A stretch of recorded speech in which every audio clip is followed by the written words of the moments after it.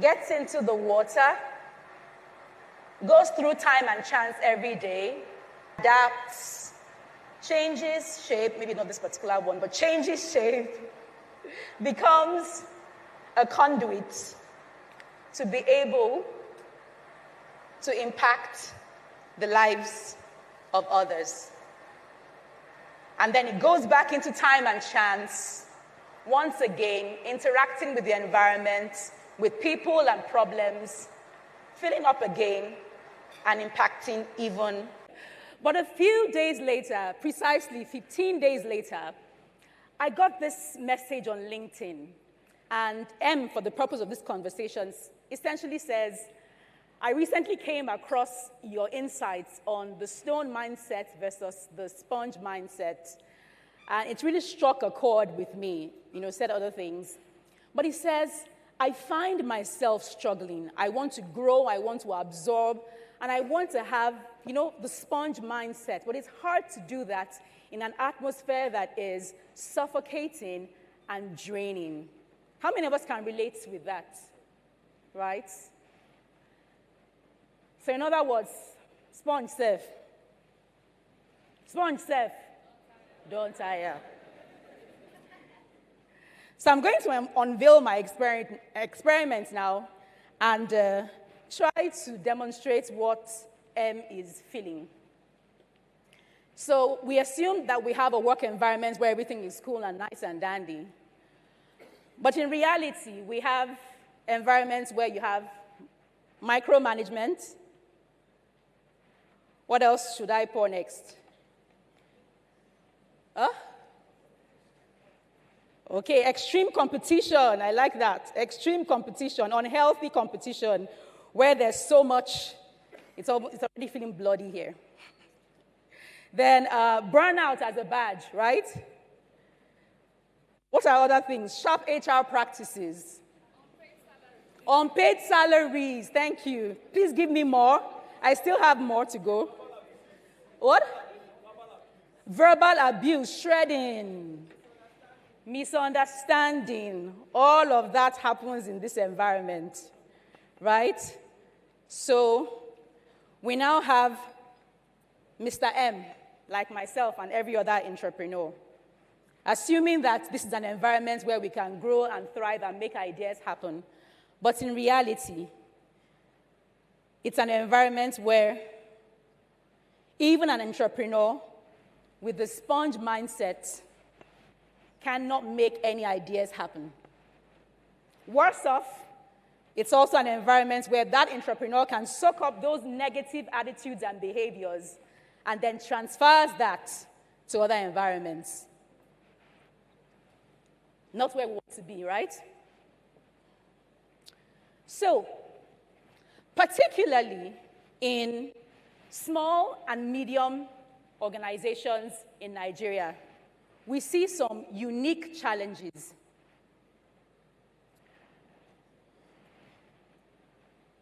Where the boss says rest is overrated, but summer does not meet the boss in Nigeria or in Lagos, right? You know them. Names shall not be mentioned. We need face-to-face interaction for ideation, better team dynamics, right? We know that, and it's wonderful. We love it. But how much is fuel now? And we need to get to work. Okay.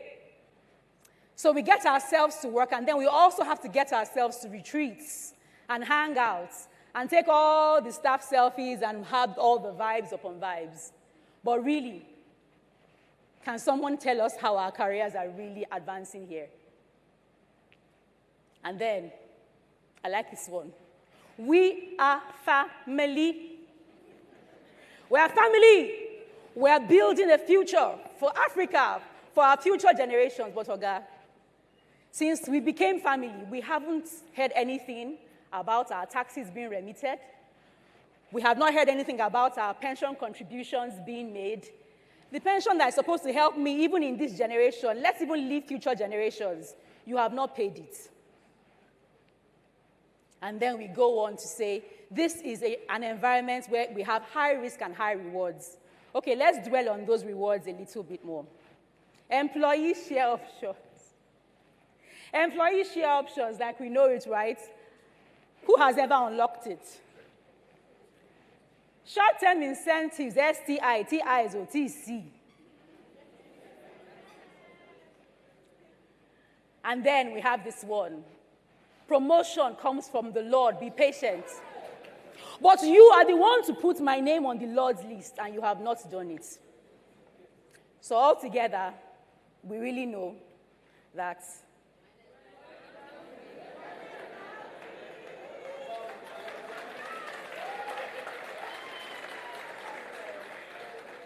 so really, although all of these frustrations are not typical of all small and medium enterprises, certainly not the great ones that all of our great entrepreneurs who are here, lead and manage, we also know this, that there are several factors that drive your growth from being a small business to a startup and then a scale-up. You have your product market fit, right? You have your marketing and distribution, which is actually my day job. Capital strategy, figuring out how to keep your costs under control and how to manage regulation. All of those things are very important. However, your greatest advantage will come from the people who make ideas happen. So that becomes the premise of the rest of my intervention this morning. Enters the sponge boss. I know the very next question will be, who is a sponge boss, right? All right. So for the purpose of this discussion, the sponge boss is the one who understands the value of people in that equation. The sponge boss understands and he needs to create an environment where people can think, where people can try, they can learn, and they can contribute. That is the why factor. But what do we see across the UK and other labor markets where our current and future employees also seek to work? We see employees want the same things, right? Employees want flexibility. If you can see the text underneath the bars, they want flexibility, colleagues, great colleagues, fulfillment, and autonomy, which are strong factors that correlate with innovation. And they want a healthy culture. Now, look at some of the terms that are associated with a healthy culture as we dwell on that a little. Supportive, right? Caring, fair, professional. This is the 2026 data, what people want. Trusting, calm, professional. So many more along those lines. On the flip side, employees don't want to work in organizations where we have, I'm sorry to say, poor leadership, which is yourselves, pay dissatisfaction, lack of resources, and unhealthy culture. Now see the strongest word associated with an unhealthy culture, an environment where the boss or the employer is selfish. In other words, entrepreneurs or employees will not make ideas happen in an environment where the boss is seen as thinking of me, myself, and I all the time. So we have other related words like toxic, unfair, unkind, busy, incompetent. All of these words come to mind. Now, the final slide in this data set is truly powerful. The top 30 words that employees use to describe their employer. Have you thought about it? Maybe not to your face. Have you asked your employees how they will describe your work environment? Or they will describe you, better yet. Some of them are likely to stay for the long haul.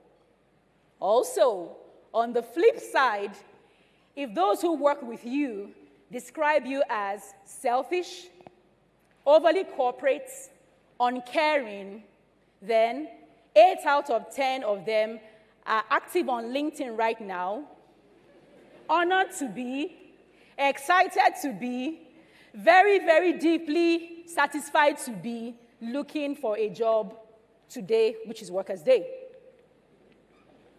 So what do you need to do to respond to all of this? Because I believe that it's not just about calling out, what is wrong, but it's about providing some perspectives and paradigms to help you see the unique position you occupy. So think about your first boss, right? Think about their sense of ambition, their drive, their values, and think of how much of that is still in you today. Why? Because your first boss creates an imprint that calibrates how you lead and how you follow later in life. You know, you are the first boss for so many people. You have the opportunity not just to create an environment where entrepreneurship thrives, but a place where future leaders are shaped. So think about it. Today, it's not just Abraham that has many sons and daughters. Across corporate Nigeria, you have patriarchs and matriarchs whose entry-level employees are now CEOs and chairpersons of large organizations themselves. They started just like you. Once they were 5, and then they became 10. So you also will grow. You will become 10, and 50, and 500, and 5,000, and 50,000 people all across the globe making ideas happen. Thank you for that amen. I think you should amplify it. But when that time comes and your organization becomes that large, you would not be able to coach everyone directly. You would not be able to buy chocolates and perfumes when you travel for 50,000 people. You would not be able to remember everyone's son's birthday. Neither would you be with them when their parents pass on. But when that time comes, those who you have sown those seeds into will become the ones who multiply them. They will do those same things for the others and the others who will come after them. So then, your policies and your systems and all of the HR processes will inherit the spirit of excellence, of ethics, of empathy with which you are leading today. That is how the right culture is built. The one in which entrepreneurship thrives and the one in which ideas are made to happen.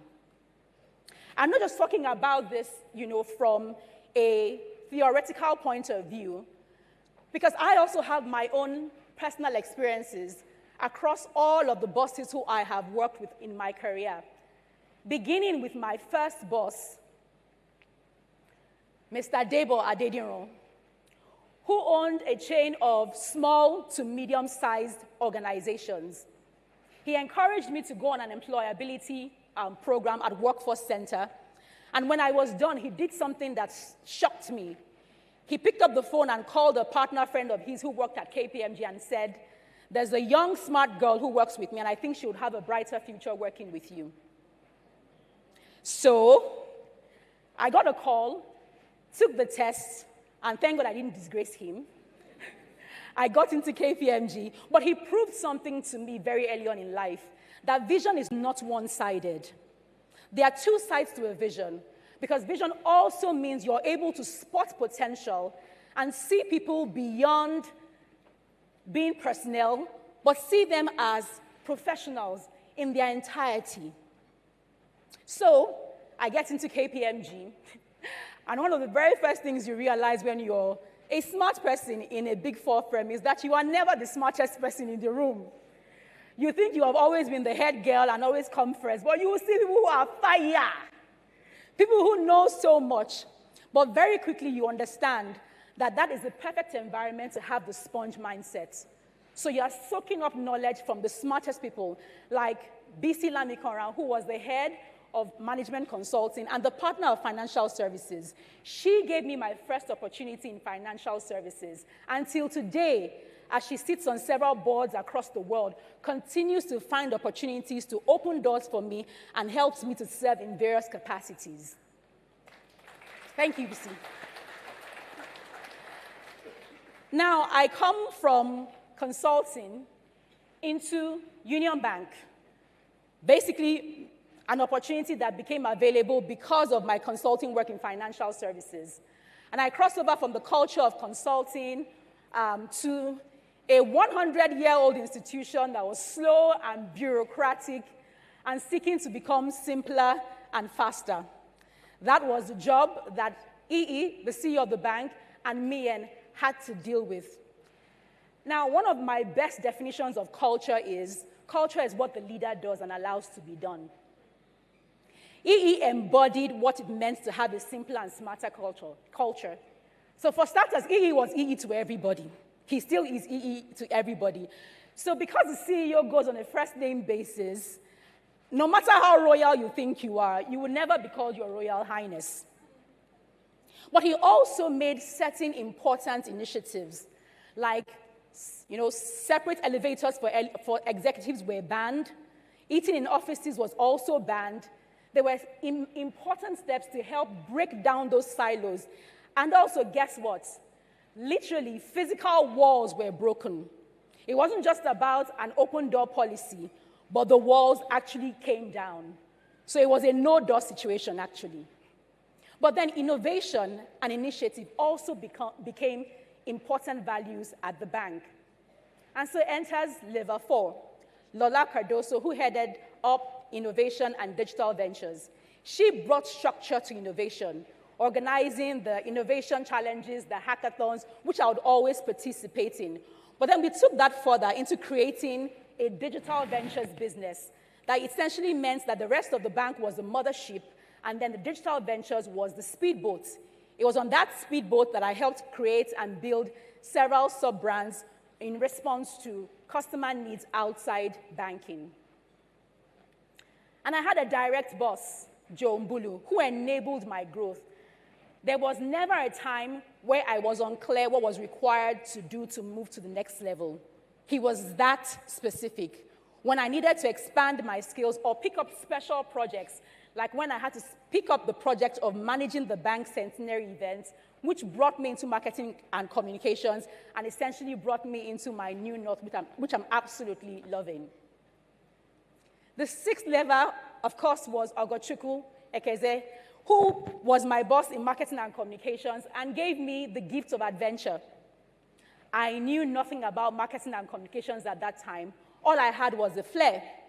But she enabled me to train my guts, to build my skills, and to do work that I'm still proud of till today. And so finally, I work today with Mr. Aigboje Aigimokwere, and I have what you call stretch. Because I'm working based on an ambition that transcends one organization. It transcends one country, and it goes all the way to the continent. I'm leading partnerships across the world with a standard of excellence that is expected of me every single day. So, these 7 levers have taken me on a journey that is still very much in progress, but it looks like this so far. I have walked through local, regional organizations. I've gotten promoted quite a few times, done several roles, also had 3 beautiful children with my husband who helped work on these slides.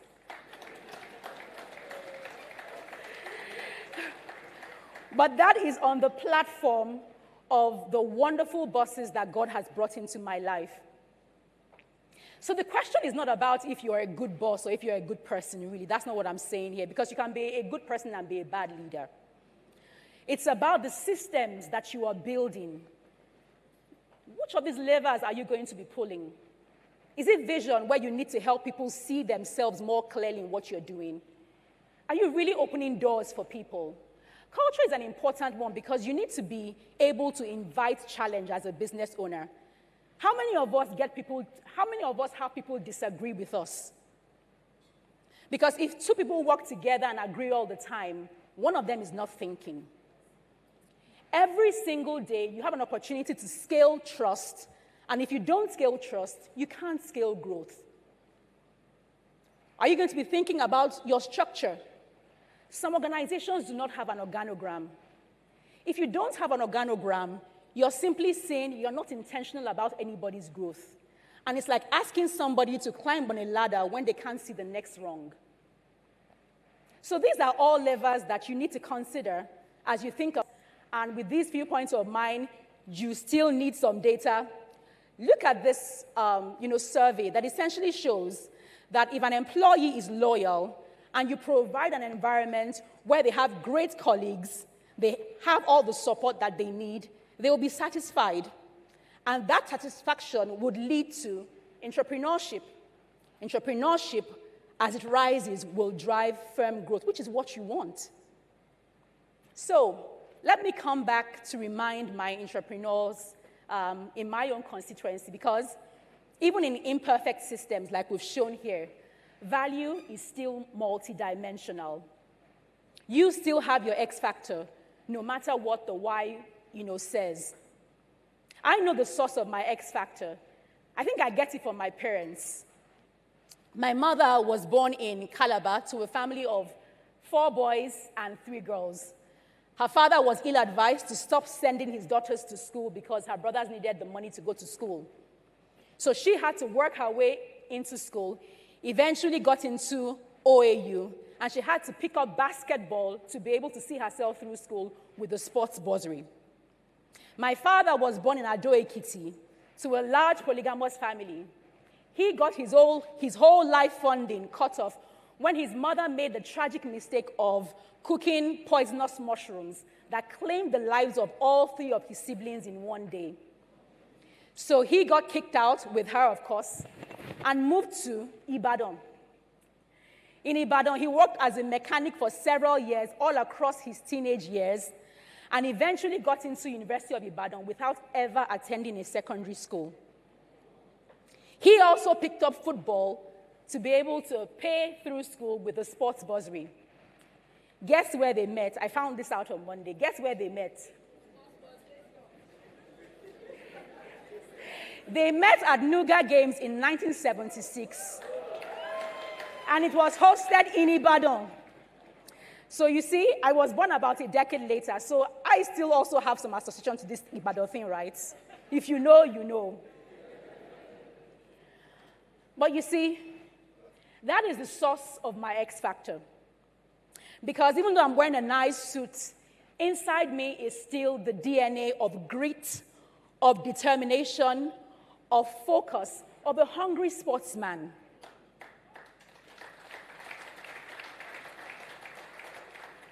We were raised to have execution discipline, mental strength, adaptability under pressure, teamwork.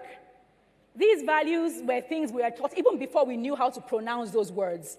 They come with me wherever I go. Whatever role I occupy, even if I don't own the shop, what is your X factor? I'm not saying that if your parents didn't meet in Ibadan, you don't have the X factor. I'm not saying that if your parents are rich, and didn't play sports, you don't have the X factor. But I'm saying that you have your story. And if you think you don't have your story and there's no good in your background, then you are now the background.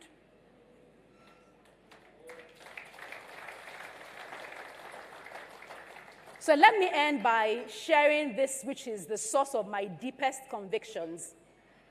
This scripture from the Bible. And I'm going to carefully...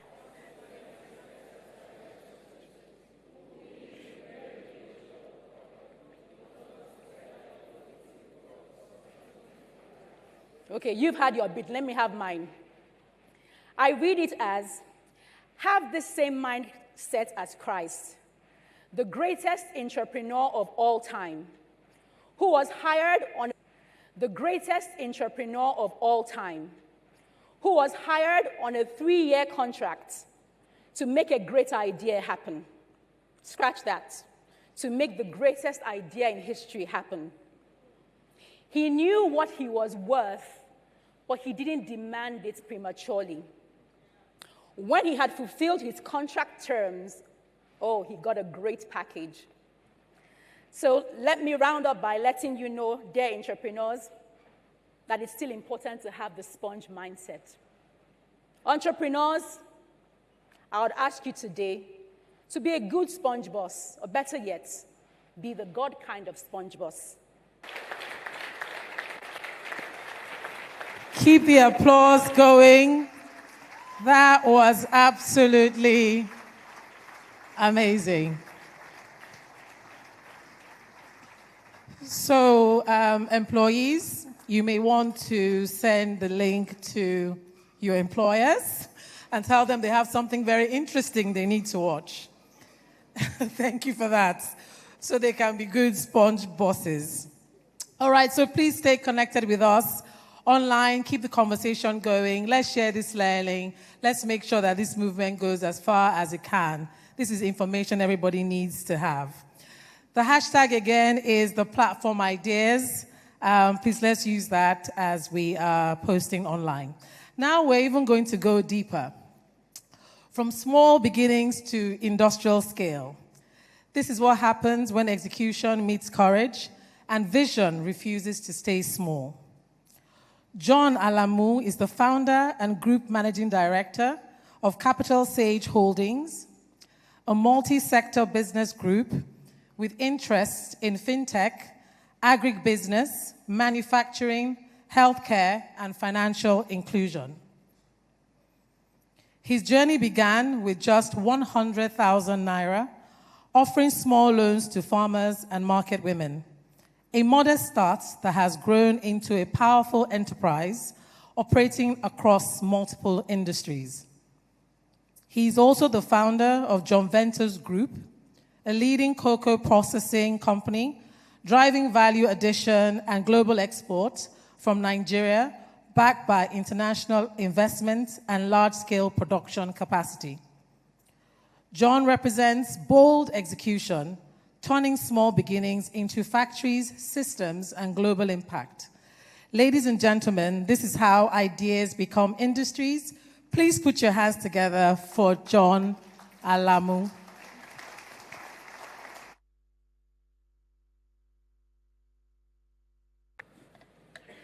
Good morning, everyone.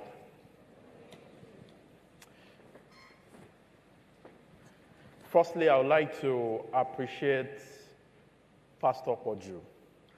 Thank you so much for extending the invite to me. You see, when he extended the invitation to me, I shared it with two of my colleagues because I'm the camera shy person. I really try to avoid, events and all of that. But they said, no, you must go. And there was something that struck me. They said, you don't know about the platform event. They said, oh boy, you don't blow. For you to have been discovered by Pastor Poju, you don't blow. So, I'm not a pastor, but I'm a believer. For everyone here today, the type of idea that will make you blow, and Pastor Poju will discover you. May God grant unto you in Jesus' name.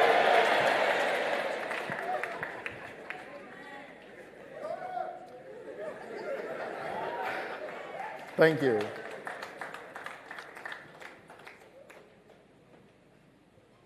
My name is John Alamu, and I've been through a lot.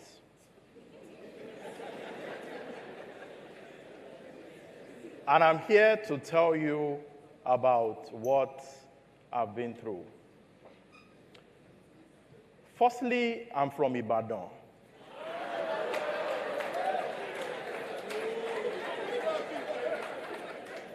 Yes. And I had my degree from the Federal University of Agriculture, Abeokuta. Studied statistics. Very romantic and bougie course. But my grade was not bougie. I finished with a third class. And there is a level to third class. There are some people who say, oh, I missed first class by 0.001. But me, I made third class by 0.0001. Well, because today I don't want to discourage the young people, I didn't stop at third class certification first degree. Of course, I did my master's. So today I have a master's degree.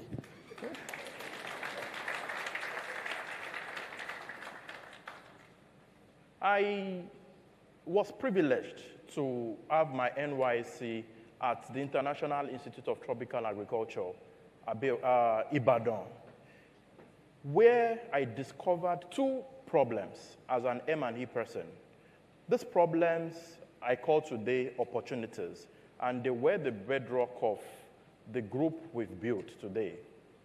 The first problem, farmers have challenges with access to finance, and two, they have challenges with access to markets.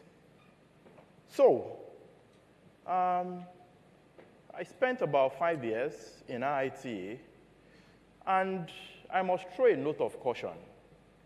I finished school 20 years. When your parents are civil servants, especially when you have a mother that is a teacher, you know the kind of upgrade. They keep making you jump, you know. So I started my own entrepreneurial journey about 22 years. So I don't know if I'm worthy to even be before you today, because some of you are quite older than me. I'm 33 years.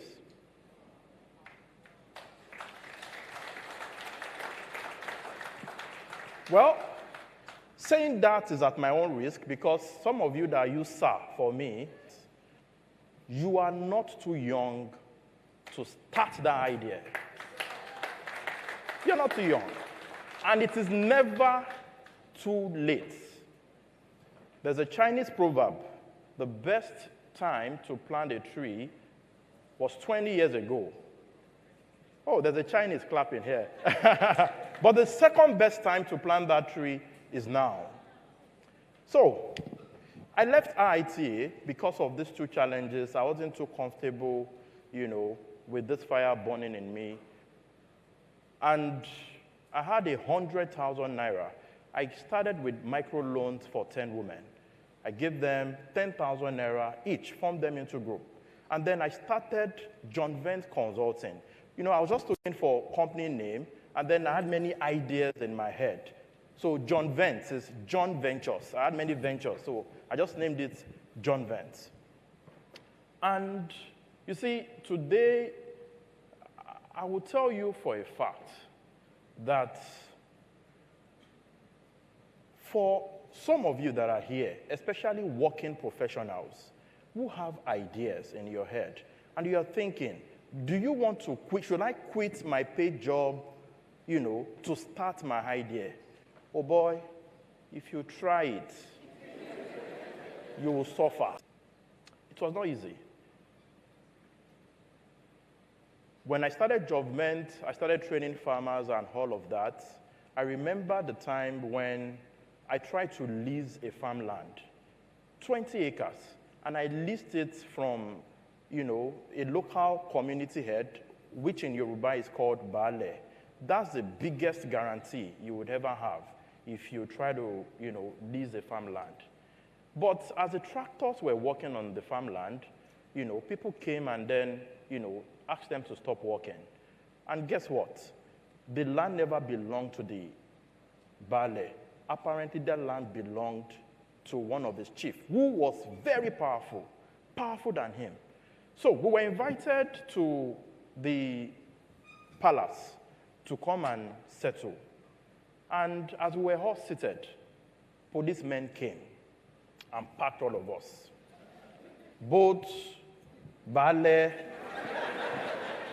and me, chiefs. I mean, the chief was that powerful. And for the first time, I was locked in a cell with my farm manager. And eventually, when matters got settled, you know you have to bail yourself. I didn't have the money to bail myself. I collect water. You see, having an idea is good. Everybody here has ideas.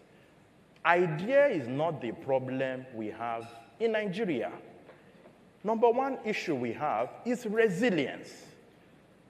In that cell, I had just two decisions to make. Either I leave the cell and then I stopped that entrepreneurial journey, or I go out and I become stronger. Well, it was my parent that came to bail me. My mom came to the cell, saw his son. You know what that type of feeling is. But then I left, and to the glory of God, today, that credit assist business has become a global business. We are currently in 5 countries offering financial services, micro-lending. Today in the financial services group, there is the asset management business, there's the investment bank, there's the tech. But today I will not talk about tech because everybody wants to do tech. I will focus on the one that is not attractive, which is John Vent's group. You see, I will continue that story. After I was released, I met the chief, and he told me, guy, you look very young. You don't look like someone that wants to steal my land. What are you trying to do? And then I sold my dream to him. And then he said, you know what? I will give you that land, and I will give you 200 acres more for free. For free. If you are resilient enough, you will find destiny helpers. But you see, my own generation, some of you belong to my generation, we don't honor our destiny helpers. We put our phone on D&D so that our destiny helpers will not stress us. You have to honor your destiny helpers. In my journey, I have had a lot of destiny helpers. Your staff are your destiny helpers. You cannot make yourself a billionaire. Only your staff can make you a billionaire. So the first lesson is drawing inspiration from that chief that put me in the cell. It was my first benefactor. What are ideas? Ideas are living entities. They are energetic beings, always looking for human beings to partner with. But you see, if you do not respond to them quickly, they leave you and find someone else. Have you ever found yourself in this situation where you have this idea living free in your head, and then you are writing business plan, analysis paralysis, and weeks after, you find that someone else has built that idea? That feeling is the most instructive feeling. It humbles you. You see, that idea was not stolen from you. That idea simply moved to the person who was ready for it. Ideas are not loyal. They are not. They are looking for people who can execute. You see, we have all tried to improve skills on business writings, thereby delaying idea executions. As God would have it, today there's ChatGPT. That business plan can be written in 5 minutes. So, the winners of tomorrow are not those who know how to write business plan, because machines can do it. The winners of tomorrow are those that can execute. Execute. Now, I was trading, off-taking products from farmers, buying cassava, buying maize, doing all of that. And I was selling, to the feed mills and doing all of that. And in the course of my hustle in the financial service side, I was privileged to meet the Odua cooperative conglomerate. And then when I went to pitch some of our loan products to them, during one of the dinners, the president told me that, John, we have a factory that we have been trying to get an investor into. You see, I have never done manufacturing in my life. I am not the best from the university. In fact, what did you study? Statistics. What have you got to do with manufacturing? The journey to industrialization for us started at that. When you are privileged to attend those type of social dinners, it can be the only opportunity you have. So the president told me they were looking for an investor, and I said, oh, let me see the factory. And then they took me there, and it was massive, very, very massive. And I looked at him. I said, sir, I am interested. You see, the man looked at me. He said, this factory was leased by Holland. Who are you? You are too small. And for those of you that are not from Lagos, that know about cocoa, they say cocoa is not a trade for young people. It's a trade for old people. And I told him, I said, Baba, I am interested. He said, this is billions. Where will you find money? I said, Baba, you are the one that would help me. I don't have the money. You are the one that will help me. You see, it is called audacity. Audacity. There are some audacity that will put you in trouble. Like if you're in front of a policeman and then... But when it comes to implementing ideas, you need to be audacious. And with God on our side, the Baba agreed to split the payment terms for me. And then I went to raise money, family, friends, and all of that. You see, today, we do not only run that factory, we run 10 plants in Nigeria.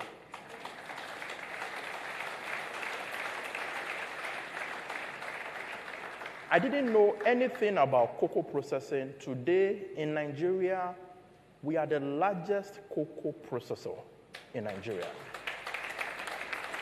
But the platform event is not a stage to come and show yourself. What is the lesson from there?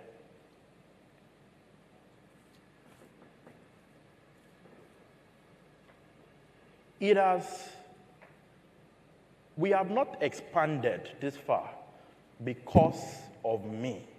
I am the founder. But I am not the right CEO. There's a difference between a founder and a CEO. Some people are brilliant enough to be both founder and CEO. But the wisdom in executing ideas is knowing what you do not know. You see, I'm a very generous person. The first speaker, I'm the typical example of an employee that would like to give staff my kidney, my liver. But you see, that is not what it takes to run a business. I know what I do not know. So, one of the reasons why we've been able to expand this far is because we have invested in strong management team. Not all of you can be entrepreneurs. So don't be overmotivated. There are some people that are made to build businesses. There are people that are made to run businesses. Some of us here, we will do better as working professionals because to run business, no be moi moi. So, know your core competence. Are you a founder or are you a CEO?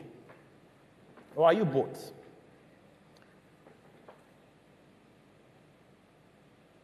I would like to talk about founder's instinct.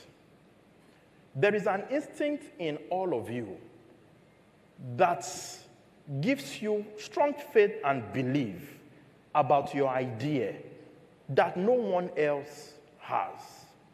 You can imagine sharing your intent with your friend, and then they say, are you crazy? But you are very, very, very convinced. That conviction is called founder's instinct. Nurture it. The worst that can happen is what? You fail. That's the worst that can happen. Founder's instinct is one of the greatest tools that founders have. And it has worked for me. It worked for me in choice of recruitment, in choice of starting a business. You know, there are some staff that will come to an interview and with just one question, I know this is the person. And then every other person will be asking, you know, KPMG level kind of questions. And I'll just be like, this is the person we are hiring. You're just wasting your time. Founder's instinct. There is, this one I have to be careful. In Nigeria, we call it work-life balance. You see, I'll be very, very dishonest if I tell you there is anything like that in entrepreneurship. There is no work-life balance. If you want to balance life with work, you are not a founder. You are a what? You're a CEO. No meetings on Friday, no meetings on Saturday. There's nothing like that. It requires so much hard work, so much effort in building. So much. So much. And you know what? As you are trying to build, there are a few things that will not make life balance with work. Number one is the environment. In Nigeria today, it is not easy to be a young entrepreneur. Young entrepreneurs in the West, they have what they call Silicon Valley type of funding. In Africa, Omo, you go find that money yourself. Oh. Nobody will give you that money.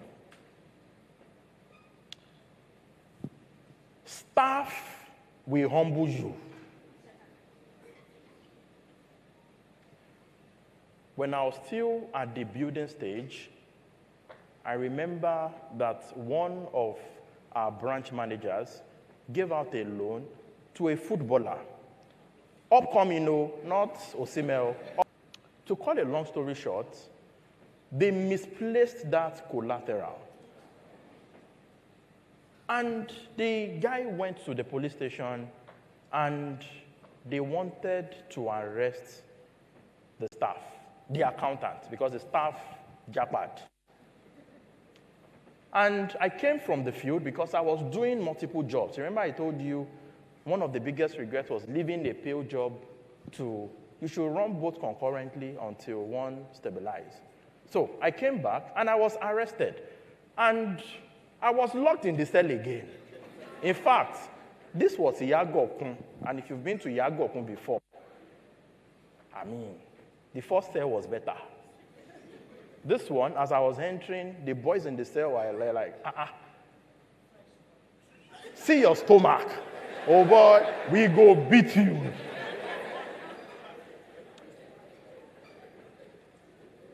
I was in that cell because of the action of my staff. And you know what? We had a lawyer who just finished from law school. He's still our lawyer today, but he used me for... I hope he's listening. So normally he was supposed to, talk to police and then let them release me on bail. But he was, by law,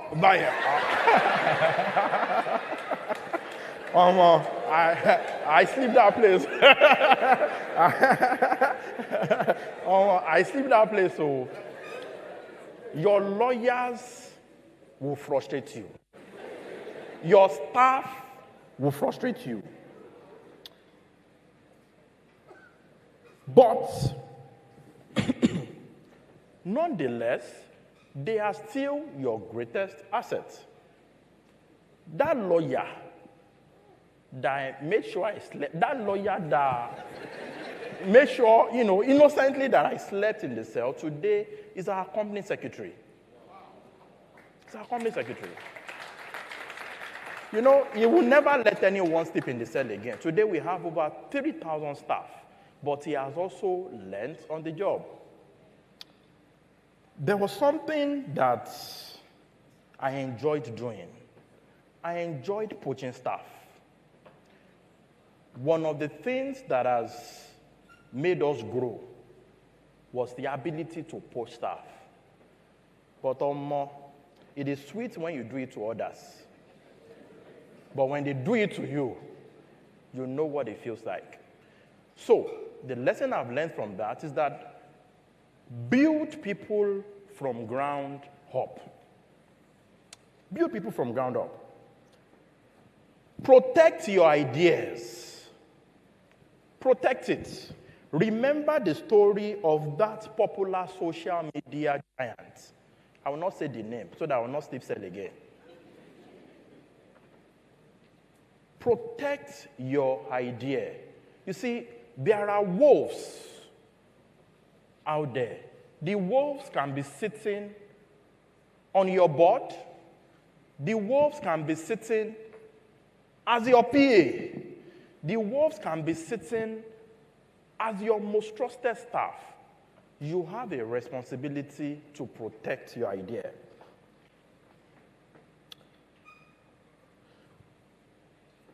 Power is shifting from the West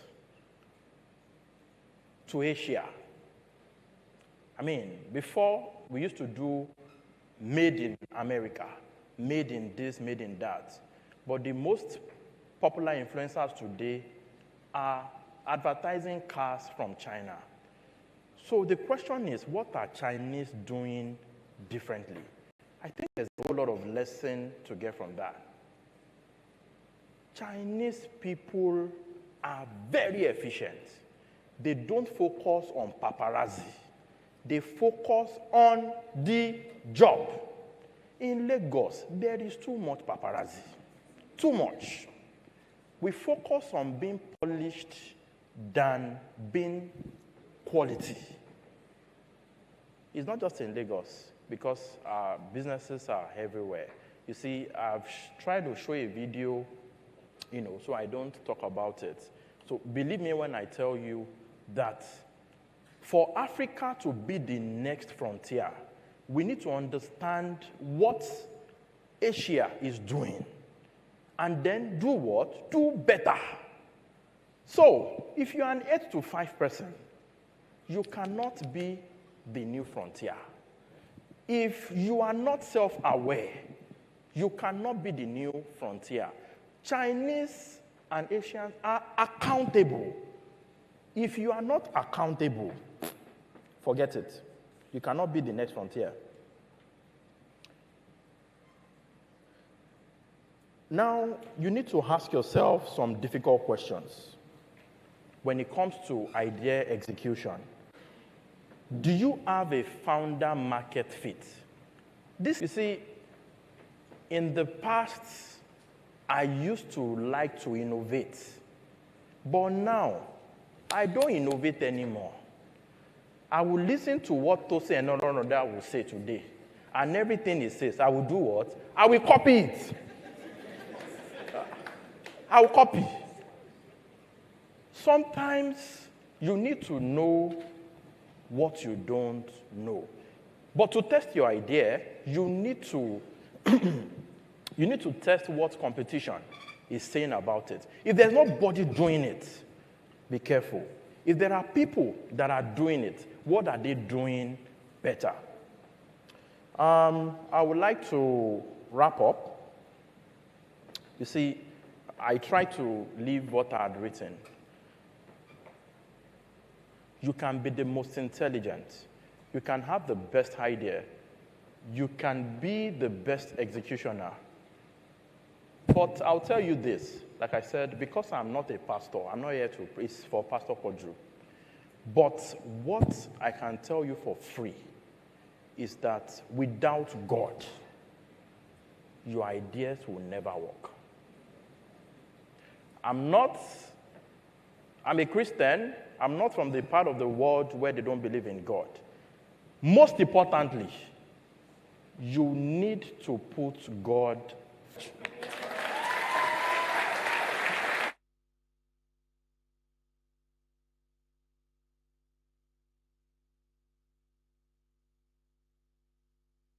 Let's keep clapping. Let's keep clapping.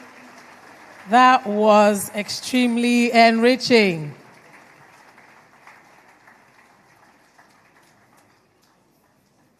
All right, just a quick reminder. Let's keep the conversation going on online. Please share your learnings. The hashtag again is the platform ideas. So Kemi Adeosun is a British-Nigerian economist with over 35 years of experience across Nigeria and international markets. She's a former Minister of Finance of Nigeria and has chaired the board of African Export-Import Bank, Afrexim, where she led key fiscal reforms focused on transparency, revenue growth, and financial discipline. Before her ministerial role, she served as the Commissioner for Finance in Ogun State and built a strong career in finance, audit, and consulting in the United Kingdom.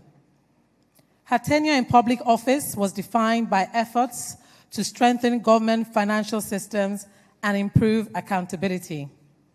She brings a perspective shaped by real leadership responsibility, policy execution, and navigating complex national systems. Please join me in welcoming Kemi Adeosun.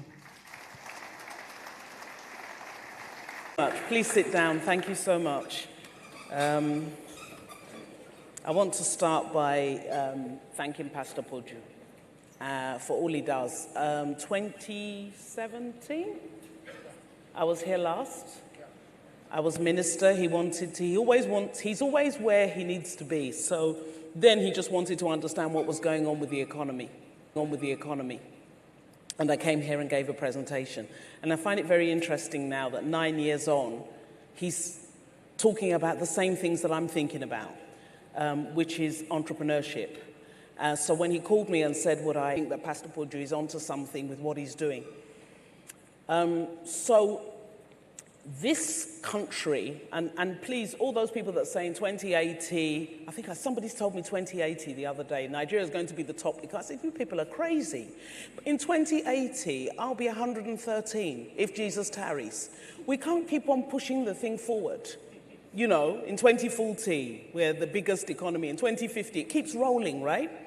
The only way we're really going to jump, and there's an opportunity now for Africa and therefore for Nigeria to jump, is when SMEs begin to grow, begin to scale.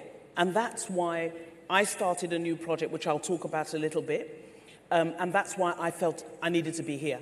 Interestingly, John Alamu, I traveled 6 hours to go and find John Alamu in Akure, because right now my life is about showing people that entrepreneurship can work, that businesses can be founded and businesses can grow. Because in Nigeria today, if you are employed, that is if you have a job, 80% of you are employed by SMEs. Forget government, forget the days when, you know, if you drive all around here, you see big industrial complexes that used to be factories, and a factory would open and employ 2,000 people. Those days are gone, and they're not coming back. They're not. What they're going to be replaced with is nimble, digital-based, intelligent, data-driven businesses. And the digital economy has leveled the playing field in a way that you wouldn't believe. You can walk into a shop in London and see made in Nigeria chin-chin for sale. You couldn't do that 10 years ago. In fact, once they heard that the product was from Nigeria, they wouldn't want to stock it now. The world is digital. You can get online, you can create an ecosystem, you can create a following, and we're seeing it. We've seen it in music, we've seen it in film, we're seeing it in sport, we're seeing it in tech, and I'm very happy that Tosin of Money Point is here. The next bounce of the ball could be yours. And that's why I'm here to just share a few ideas with you that I hope will open up your thinking. Let me start by a small confession, because some of you will know me as minister, commissioner, all those things they read are true. I am all of the above and more, but I'm also an entrepreneur. I've had 9 businesses. 6 have failed. 2 were draws, and 1 is struggling. And I say that with intentionality because failure is a part of business, okay? So and I say this, and it's very important as children of God to understand this, because this is where a lot of us get it wrong. So if you failed, did you pray? Was it a good idea? Was it a God idea? You know, you get those kind of miserable counselors when you fail. They sit down in front of you and say, so what happened? Did you pray before you started? Say yes. And what did God say? God said I should do it. Okay, so why has it failed? Now, these are logical questions, but they're not useful questions. Those are the questions that people went to Joseph when he was in the prison and said, so did you pray? Yes. Did you fast? Yes. So why are you in prison? But they haven't seen what you're learning along the journey. Every single failure,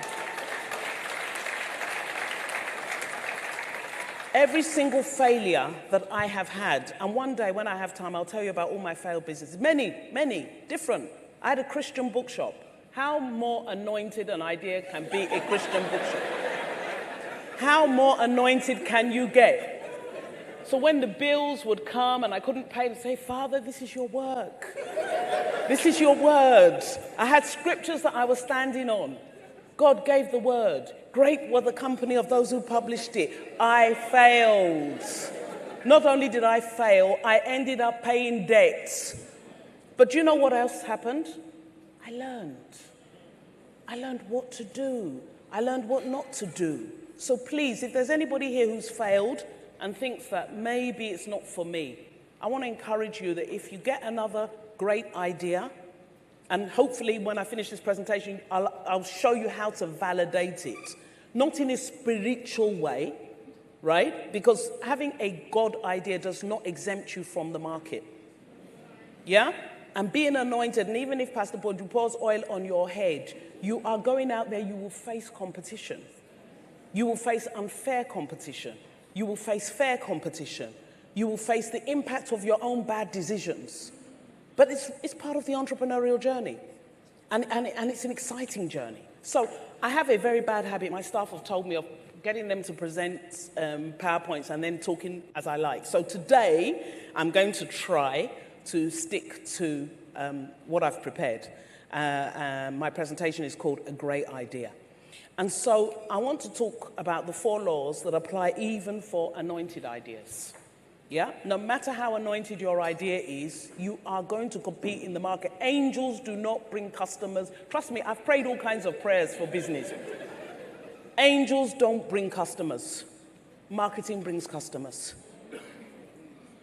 Lying on the floor in my shop, calling forth customers, pointing to the book, standing on scripture didn't bring customers. The business still failed. And I think this is where some of us miss it. We've heard from God, we're anointed, pay our tithes, serve in the ushers, and now we have an idea. Of course it's got to succeed. But I want to just ask you that there are 4 things I want you to put your idea through. After God has told you, because God has told you, and I'm sure you did hear correctly, but you also have to hear about these 4 things. So 1 is the market. Now, as I say, you can call your business anointed, children of God, small chops. You are going to compete with every other small chops. And I know some of us do that, right? We're trying to be really spiritual, kind of blackmail God, give the business a name that is embarrassing to God if it fails. My bookshop was called The King and I. How good is that? It failed. In fact, it failed and left me in debt. So what is the market? Have you done your research? Do you know the market you're going into? I'll deviate a little bit and talk about the project that I've started, and this is the reason why I interviewed John, and today I'll be interviewing Tosin. is I've started a project called Nidacity. It means Nigerian audacity. And what I'm doing is I am showcasing Nigerian business at a granular level. So I'm looking for entrepreneurs, I'm speaking to them. We are providing what we call inspiration, education, and resources to support businesses. So you go there, you read a story. You won't read Bill Gates, you'll read John Alamu's story. You'll read the story of the guy that started Mega Chicken. You'll read Tosin's story. So you will be able to understand where they failed, where they got it right, where they got it wrong, because business is a process. And anointing will not take you there. You've got to do the work. You've got to do the research. You've got to understand your competition as well as you understand yourself. And you don't do things like, and we do this again, God help us Christians. Sometimes we over-spiritualize things. So one of my failed businesses was a hair salon. And after I opened the hair salon, somebody else opened maybe 3 doors down. And then people would come and tell me, do you know what she's using? It's like, whatever she's using, she's beating my ass right now. So it's really not relevant. So let's not over-spiritualize competition. Competition is there for a reason. You need to study it. You need to know, okay, if they're using something, you two go and use your own now. Don't, when failure comes, sometimes the market is telling you something. Sometimes your product is not selling because the market is telling you it's wrongly priced. It may be anointed, but it's wrongly priced. Or you're facing the wrong market. Or your timing is wrong. So don't because sometimes we get a little bit, and then we start having dreams. We start calling pastor in the night. I had a dream. I saw my competitor running after me. I think she's using, no. No, the Bible says by much activity a dream cometh. After a while you start dreaming of things. You've got to do your work. Being a child of God, being anointed, being in covenant with Christ does not exempt you from the normal. In fact, if anything, it might make it tougher. It might make it tougher. But the good thing is, if you do the work, then the anointing becomes like the icing on the cake. It's not the other way around. You have to do the work. So understand your market. Who is your market? Who are your competitors? How do they react to you in the market? How are you marketing? Are you rightly capitalized? Have you jumped into business because, and this is one thing we're finding with Nidacity, and this is one of the things we're correcting. Let me rephrase something that John said because I was listening to him. In Nigeria, because of the job situation, and that's why I decided to do what I'm doing, we have what we call entrepreneurs of necessity. They actually would rather not be an entrepreneur. They would really just rather earn a salary every month. But because there are no jobs, one auntie or one uncle then calls you and says, what are you doing? You better go and create your own job. And that's how some people have found themselves in business. Business they don't understand. They really, really would just rather on the 28th of every month, just let me see alert. And I think 2 things we've got to do. One, we've got to deliver some people from this idea that only being an entrepreneur is worth anything in Nigeria. It's a very dangerous logic, and I see it a lot. I see people that are doing really well. Last week, I think I was in Port Harcourt. Port Harcourt is oil and gas city. You have people saying, no, I want to be my own. Your own what? Do you want to sink an oil well? I mean, what do you want to do? So if you are called to entrepreneurship, that's great. But if you are not, don't let anybody call you to entrepreneurship because you will fail. Anointed or not, you will fail. The same auntie that tells you that, don't worry, I will give you money, I will set you up. When her money goes, she will fight you.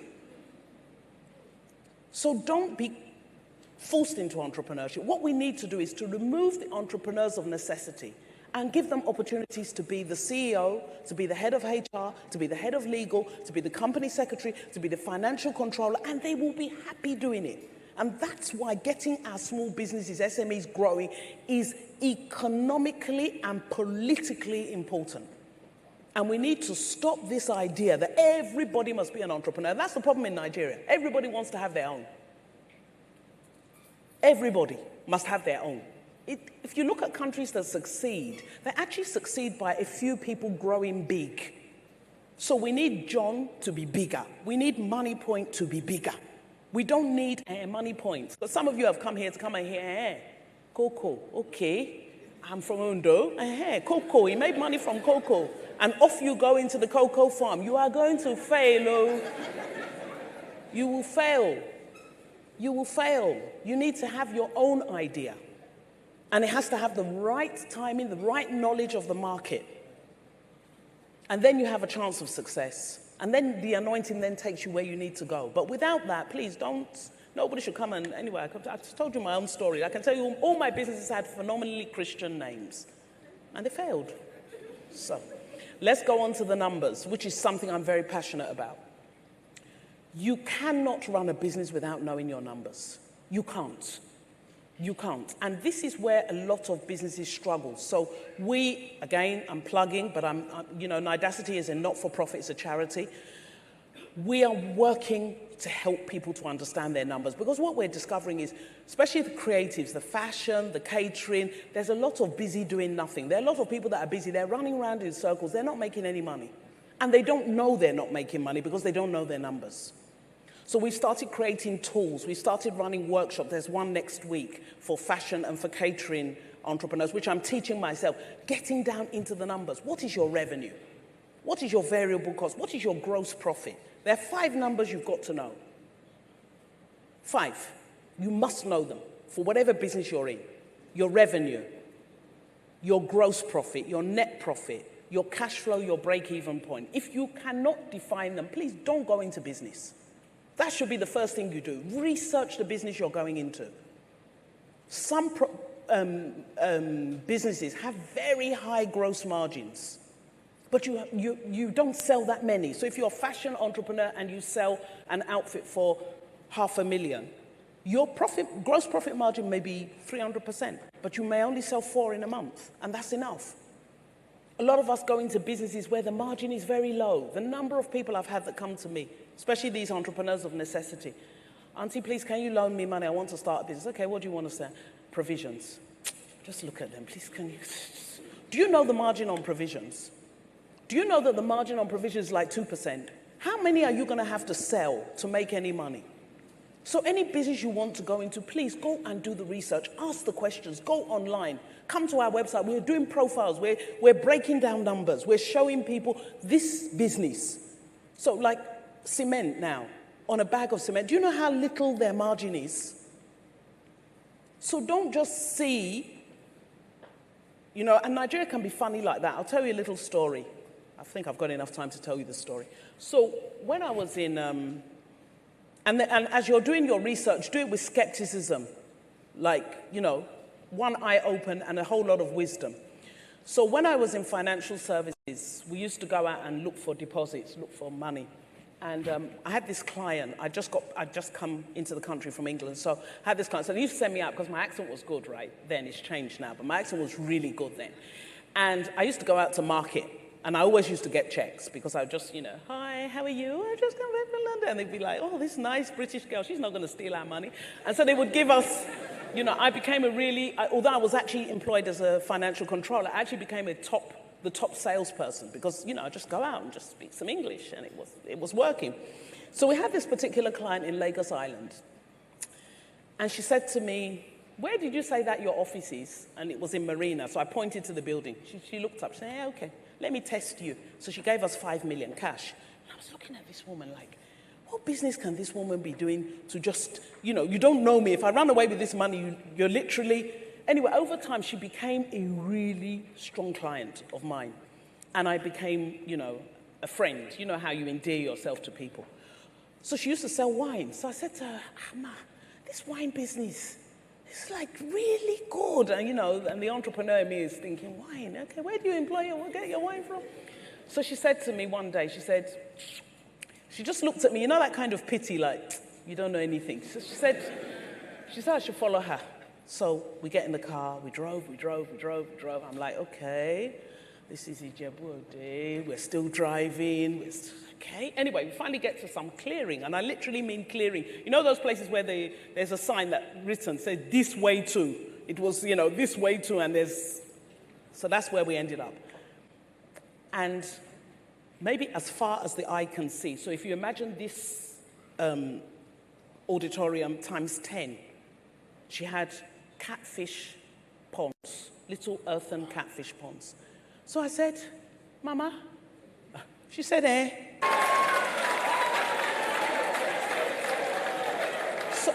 So what am I saying? I'm saying do your research with wisdom.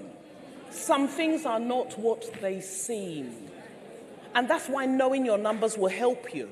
Because some of you are competing with the subsidy. I was talking to a lady yesterday, she's a fashion entrepreneur, and she was telling me, she said, you know, I can't figure out how her particular competitor is doing it at this price. And I said to her, you need to understand your competitor as well as you understand yourself. You have to if your numbers don't make sense, then there's something else. I'm not talking about something else like spiritual.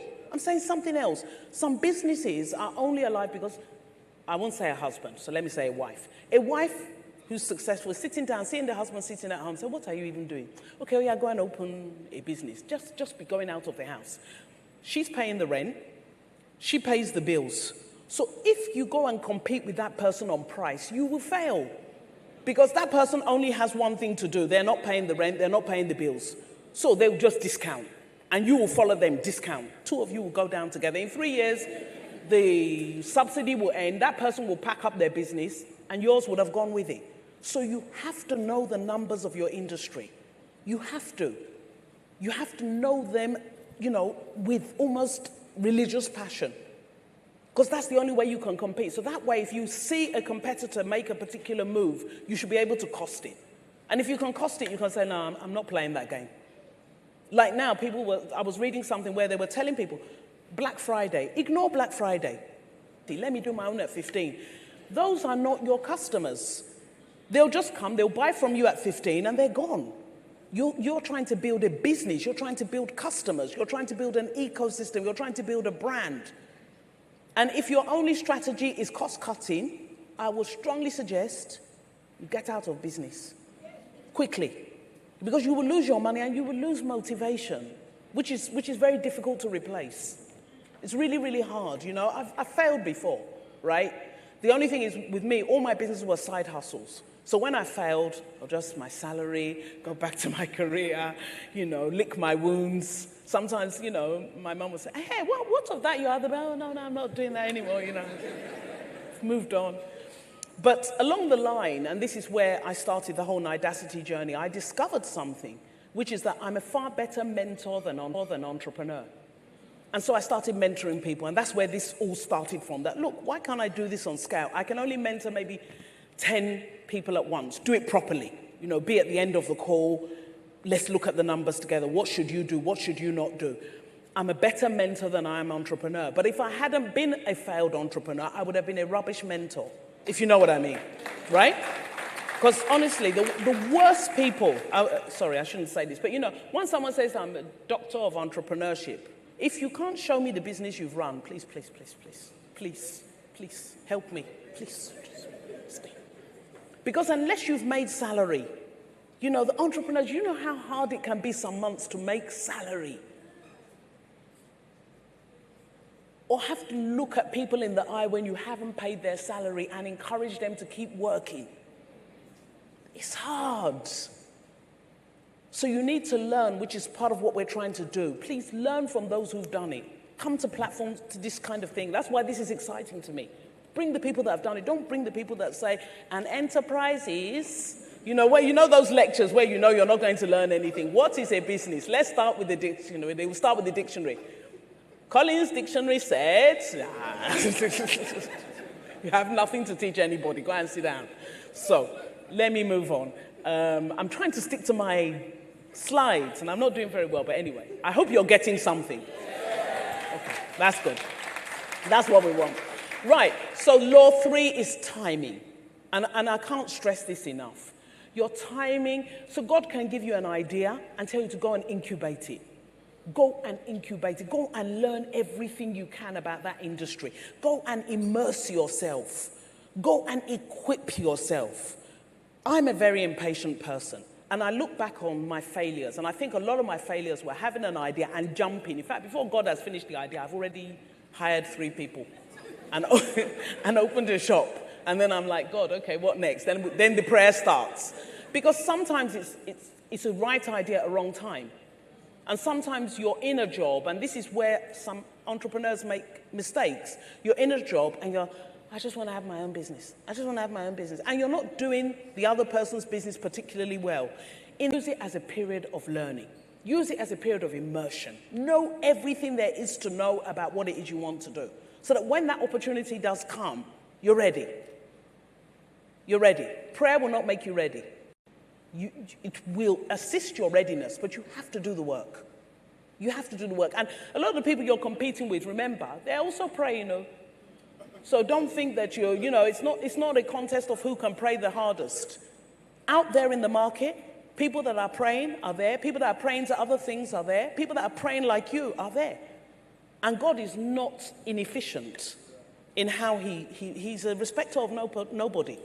So don't think because I'm praying, I'm anointed, I served, I sang in the choir, therefore when I step out at the wrong time, I will succeed. You end up like me. You end up like me, you fail.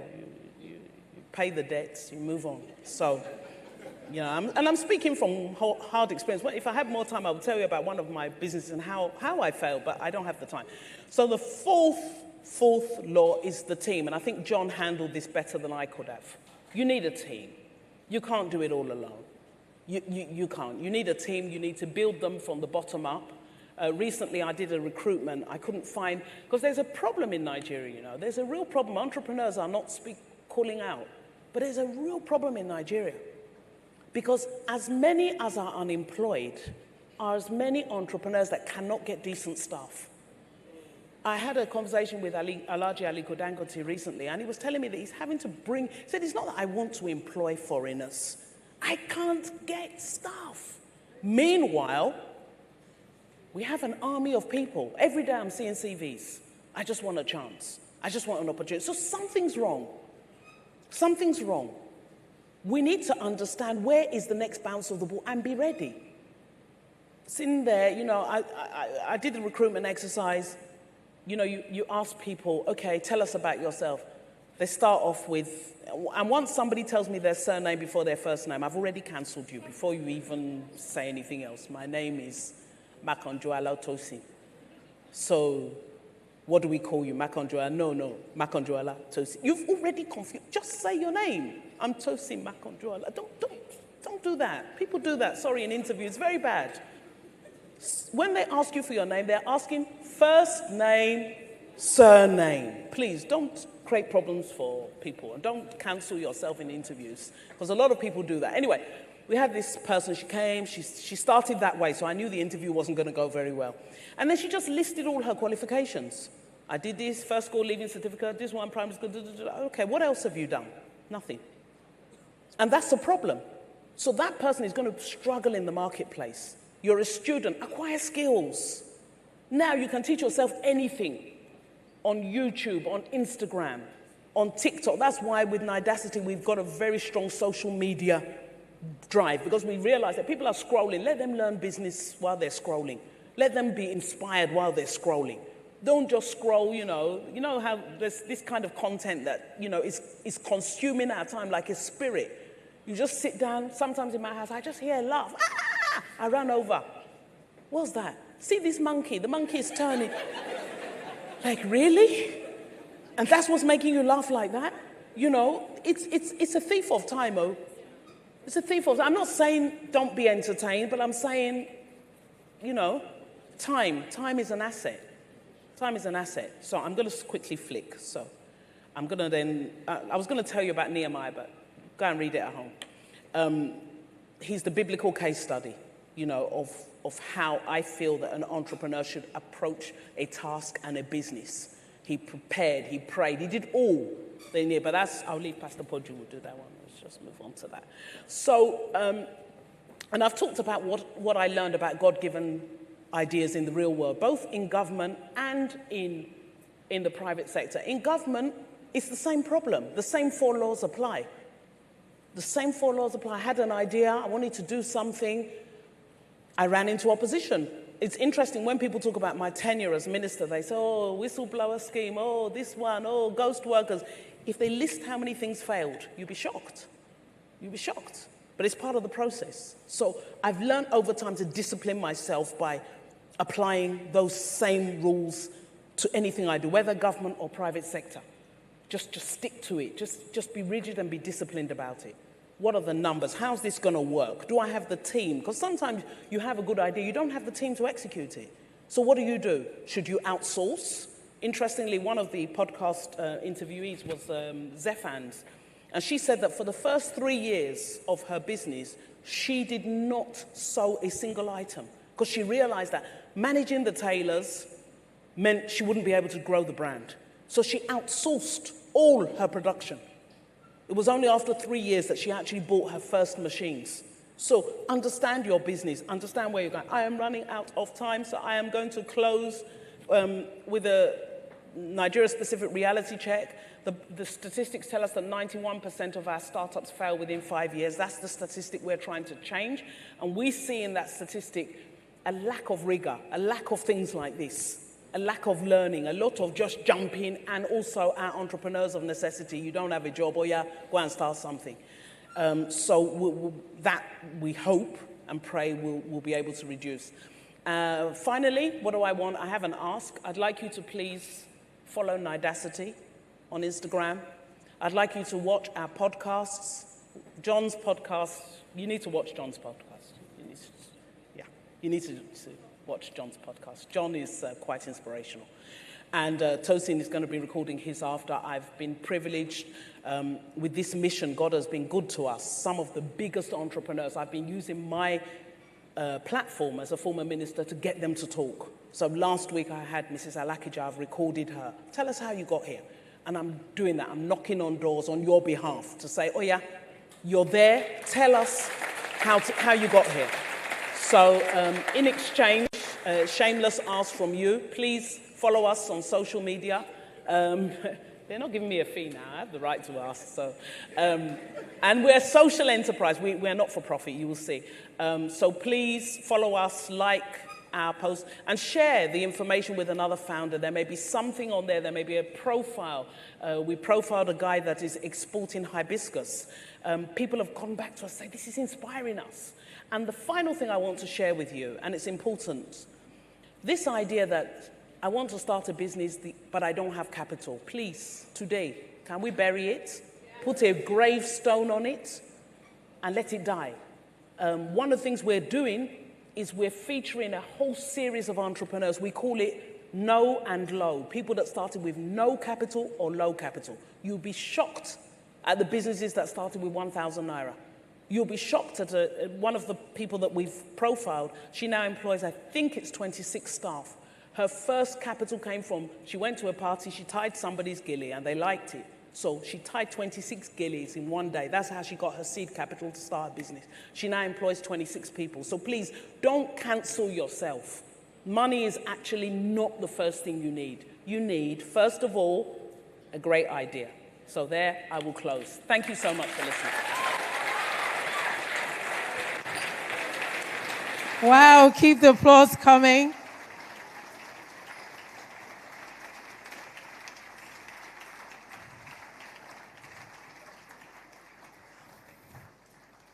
So know your numbers, understand your business, and we got lots of nuggets from there. Even though social media can be the thief of time, let's use it well today and keep the conversation going online. The hashtag again is the platform ideas. Now we're moving from ideas to infrastructure, from vision to systems that power everyday life. This is a man whose work you may not see, but your business, your money, your transactions depend on it. Oluwatosin Enyolorunda is the founder and CEO of MoneyPoint, one of Africa's most powerful fintech platforms, providing banking, payments, credit, and business tools to millions of entrepreneurs. He began his career at InterSwitch, helping build the backbone of Nigeria's digital payment infrastructure before founding Team App in 2015, now known as MoneyPoint. Under his leadership, the company has grown into a unicorn valued at over $1 billion, processing billions in transactions monthly. Today, MoneyPoint powers commerce for hundreds of thousands of businesses across Nigeria. Tosin represents execution through infrastructure.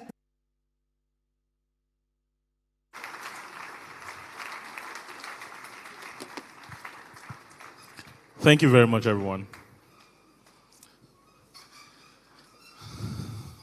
Okay. So while my slides are coming up, I should first of all thank Pastor Poju. Where's Pastor Poju, please? I want to thank Pastor Poju for organizing this. Of course, I don't think he knows this, but I used to attend Covenant Christian Center. Yes. And in the early days when I was conceiving Money Point, I used to come to his service in Lagoon Restaurant. It's still in Lagoon Restaurant. And I found Pastor Poju to be one of the few men of God that had a fantastic balance between spirituality, to live in Lekki then. And I made a mental note that one day Pastor Poju will call me to the platform.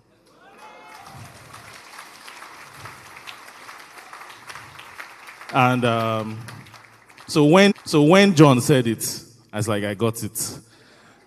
So normally I don't even attend these events. So when he reached out, I just told my wife, I have blown. So thank you very much, Mr. Pastor Poju. You're a blessing to the generation. I would say many of your teachings those days formed many of the business mentalities I have today on how to run a big organization like MoneyPoint has transformed. I am proud to say MoneyPoint started from scratch when I and my co-founder Felix started in 2015, purely Nigerian.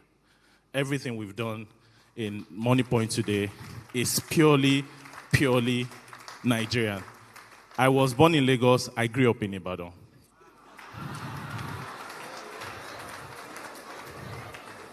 And I remember when I came to Lagos the first time, took a bus from Ibadan, or was it Ife, because I schooled in OAU. Great Ife. Great Ife.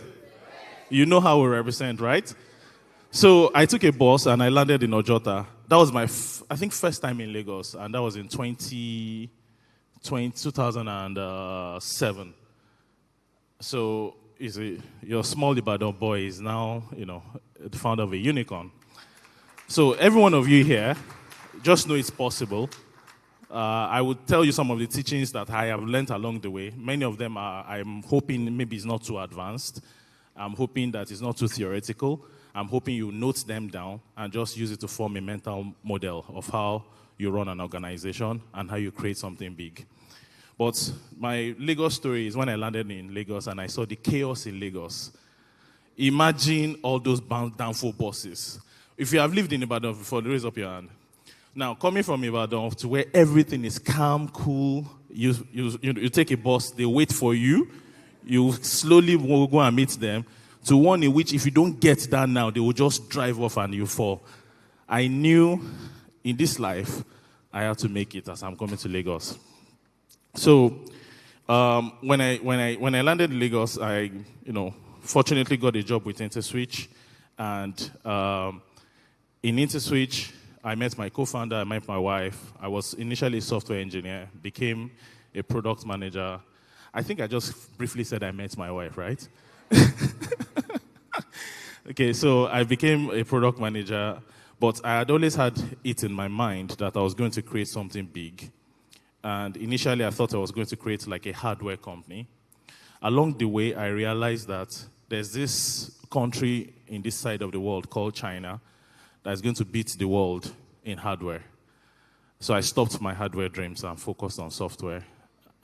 That's why I joined InterSwitch, fortunately. And the reason why I joined InterSwitch is because I felt like I needed to stand on the shoulder of a giant for you to be able to see the state of the art and then launch from there. Unfortunately, InterSwitch taught me and my co-founders many of the things that we needed to learn to be able to proceed and ride from where InterSwitch had taken the industry to. So, please, where are my slides? All right, beautiful. So today, that small company that we have done, next slide, now is Africa's leading payment infrastructure. where we process, next slide, 8 out of 10 transactions today offline today. Next slide. Today we have about 6 million businesses on our platform and roughly about 10 million personal customers on our platform. Next slide. Revenue-wise, we're top 6 in Nigerian banking industry. And we processed last year 14 billion transactions in count. And these transactions were worth 500 trillion in value. We also disbursed 1 trillion of loans last year to businesses. Next slide. And we are number 1, we're the largest merchant acquirer in Africa. Next slide. We've raised $200 million of equity from foreign investors, and most of it have been invested into Nigeria. Next slide. And today, according to Financial Times, we're the fastest growing fintech country 3 times in a row company. We employ 5,000 employees across 17 countries. And in all this, I want to tell you that ideas are free. If you have an idea in your mind right now, I think you've heard other people say it, scratch it. It's nothing. It's nothing, and it's not waiting for you. Execution is everything. As a matter of fact, if anybody comes to me and say, there's this idea that I have and I want to come and share it with you, I don't respond to the person. It means nothing because it's a dime, a dozen. You need to pick that idea and actually truly execute it. Now, I will go beyond ideas and how, execution. I'll actually tell you about the biggest challenge that you have is you. I'll focus on you, on how you need to think, generally. Because the biggest problem of an entrepreneur is yourself. When you conquer yourself, you conquer the world. The biggest battle are internal battles that you have. As an entrepreneur, one of the biggest challenges that you have is anxiety. Even as you are not yet an entrepreneur, that you're just starting, you realize that the biggest challenges that you generally have is being able to keep a calm mind all the time to be able to get to where you want to get to. So you figuring out yourself requires you to have a mental model that is shaped by reality, that is shaped by the Word of God, and that is also shaped by what works. So as an entrepreneur, one of the first things that you need to make sure that you have, next slide, are your goals. Next slide. You need to ensure that you get these 7 things I'm about to tell you right. If you get these 7 things right, you would have formed a mental model in your mind that can allow you to be able to take everything that comes your way. Next slide. The first thing is goals. A lot of you have things that you want to do, but if those things cannot become numbers that are written down, it's nothing, honestly. It's just vibes, and you forget about it. You've heard different testimonies people have had that they had something and they wrote it down somewhere, and they, wrote it somewhere and they put it there. And I remember in the founding days of Money Point, that number for me was $100 million. When I was recruiting many of my early founders, the pitch I was giving to all of them was, please come and work for Money Point. And if you work for Money Point, I'll give you 1% of Money Point. And 1% of Money Point will be worth $1 million. That's the number I had. And I wasn't working extra hard because I was going to make myself out there. And here was I, one young boy. I was in my early 30s. Good job, you're in your 33. So I was in 29, and I was actually asking that you come and join me and come and work for Money Point. And you had the opportunity of working for superior companies at that time. And I knew that the best people had multiple opportunities. So I had to give them a pitch. The pitch to all of them is, just come and work for Money Point. They saw the vision, they saw the passion. They felt like, okay, we're young, we can take a chance here. Even if it doesn't work out, we'll bail out and go and work somewhere else. So, but that number for me was just $100 million. And I want to encourage everybody that if you have something at the back of your mind, for you to be here, this interests you, you need to write that number down. What is it? If you don't set goals in a larger organization also, the organization begins to move in any direction that you want, that you don't want. People work with vibes. People work with no particular direction in mind. In an organization like Money Point with 5,000 employees, you can imagine how hard it is to be able to now set a direction for everybody to move. When you're even especially remote, even if you're not remote, how many people can you see one by one? So everybody, you need to set clear goals in your mind. And that's what Auntie Kemi said also, numbers. What are those numbers? Your revenue goal, your market share goal, number of customers, gross profit, contribution margin, cash flow, profit before tax, profit after tax. If you don't do these numbers, go and know it. It's not advanced anything. You cannot set a business that is for profit and dream if you don't set those numbers. Now, when you set the numbers, next slide, you now need to set out a structure. You see, one of the reasons why Money Points blew when we blew, as we blew, is a structure that we created. In distributing our products. We created a structure in which just the same states to, and then national. If you want to win an election, you essentially make sure that you win at each of different ward levels. So we decided that if we're going to spread across the whole of Nigeria, we need to make sure that we win at each ward level. And we created a structure that allowed us to be able to distribute our products from the ward level all the way down to the national level. And this structure is not about people, because one common mistake that I can see that leaders make is when you draw structures in your mind, you draw structures because you know that there's one particular smart guy or lady that you want to put in that place. That's not the way structure should be done. Structure should be done in service of the goals that you have. So these 7 things I'm listing actually is the way you should think about what you're building, but it's also the way you're going to test when things are going wrong. It's almost like all the time, if something is not growing right in your business, you can test it out that what is not going right. Almost all the time, it is going to be one or more of these 7 things. Did I set the right goals? Do I have the right structure is the next question. The structures must be such that if you are going to allow 2 people to be responsible for that thing, let me give you an example. A simple one will be if salaries are to be paid. That's very straightforward. You need to have a goal of when salaries are to be paid. If you don't have a goal of when salaries are to be paid, if they pay it on the 1st or 3rd, it's not a problem. So it needs to be clear that salaries are to be paid on the 24th. Secondly, who pays the salary? The structure that allows the salary to be paid.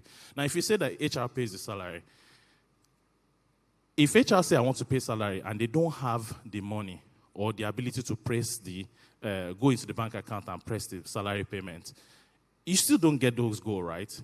So you need to ensure that the structure is such that whoever is responsible for that goal has everything in them to be able to achieve those goals. You create a structure that structure, whoever you have given that goal, they don't need to depend on too many people. You reduce the number of dependencies that they have to be able to get their things done. So that structure, it needs to be clear who owns what goals. The next one are people. You need to make sure that you have the right people in the right role. Make 10 sales this month, 20 sales this month. Is this structure? It is clear who is supposed to do the go and make those sales, because I have 4 salespeople. Each of those people know their number. Those 4 salespeople work with an operational manager that's supposed to deliver it. The third one is, do I have the right people?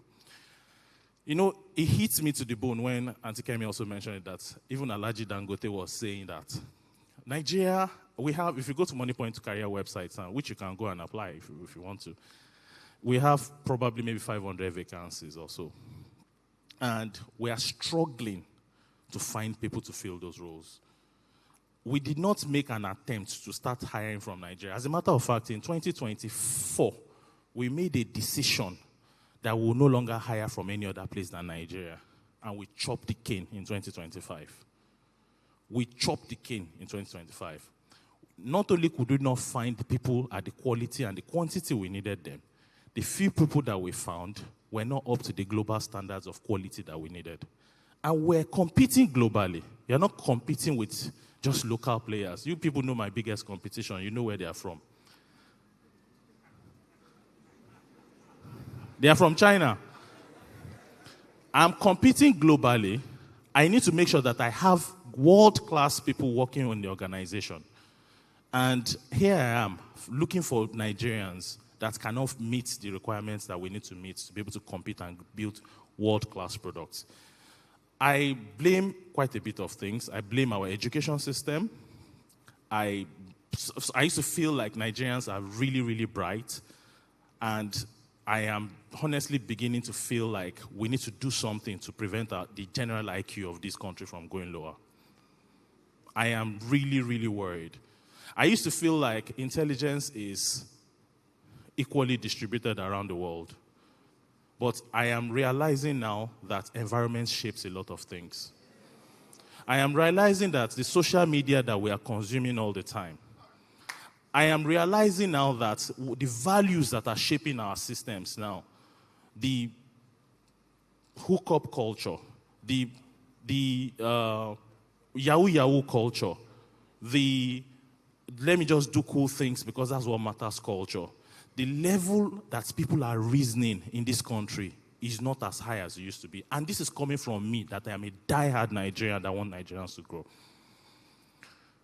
We need to do something about it. And my suggestion is we need to create people like John and Tikemi, what Pastor Poju is doing. Because I feel like this is a role model problem. This is the problem that the person that they see around them is that local boy that has collected $30,000. And they want to be like him. In the grand scheme of what you can create in a 200 million population, there are many other alternatives to becoming a big boy Yahoo boy. There are many alternatives to becoming a hookup babe that is showing how she is traveling to Dubai. And everybody wants to be like her. And that's why I'm hoping that you all subscribe to Anti-Chemist in Dani City and see stories of entrepreneurs and be motivated. And every one of you here should also create great things. We create an environment. Nigeria has what it takes. We are driven people. We are motivated people. We are hardworking people. I was in the airport last week. I was in Nigeria last week. And British Airways delayed their flight. So we're supposed to take off around 10:30, and I was still in the airport around, I think, 1 a.m. or 2 a.m. And I picked the phone, and I texted my main driver. He didn't respond because he was asleep. I called our second driver, and the driver said, I am coming, sir, now, 2 a.m. No, if you guys do, this is not normal behavior in the rest of the world, just so you know, because I live in the UK. In the UK has labor laws. And in those labor laws world, they will not respond to you, even if you are paying their salary. And it's not just the UK.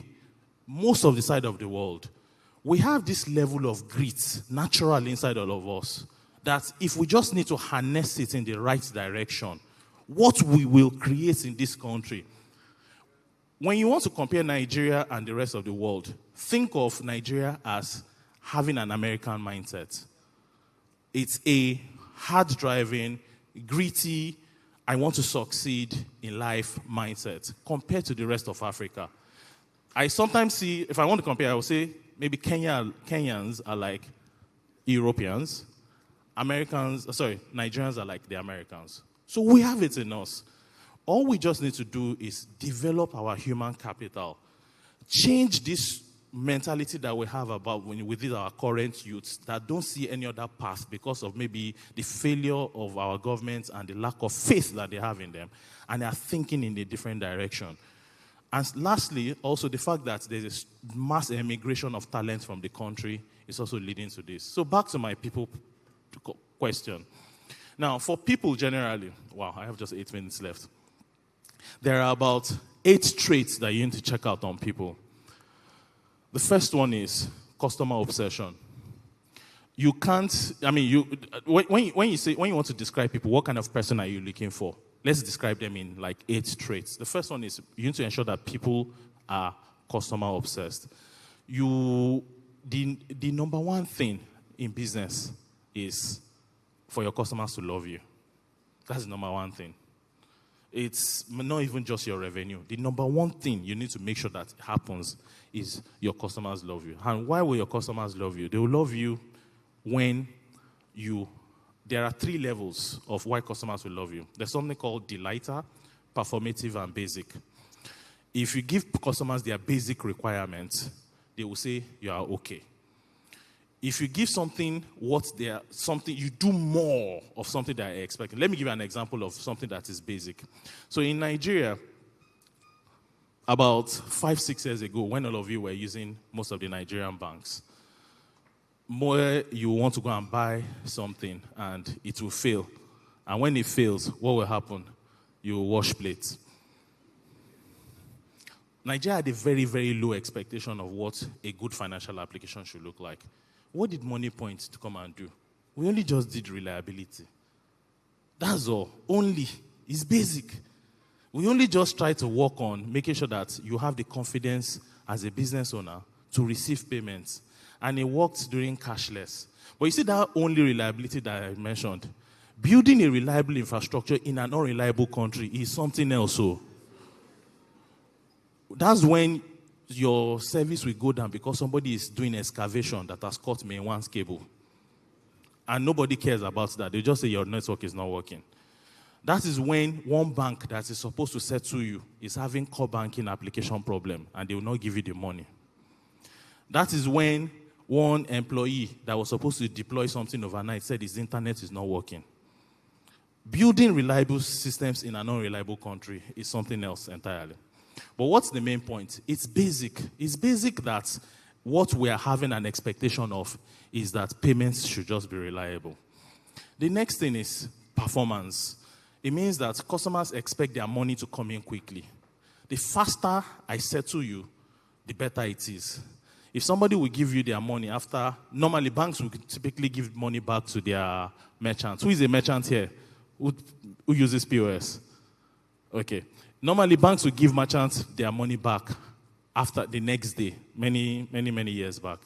What we did is, some people were doing every hour. What we just did is instant. The faster you give money to the customers, the happier they are. And the last one are delighters. Delighters are things that customers are not expecting. You just do it. They were not expecting it. I don't want to use the word promo, because promo is not good for business. But an example is, you're about to do transaction to a bank, and we warn you that this bank is down. Don't send that money now, because if you send the money now, the money might hang. People will enjoy like that, wow, this is good. I wasn't expecting it. Now, the thing about customers is that customers are never satisfied. You see that delighter will now become basic in the next couple of months. Is now the expectation of everybody.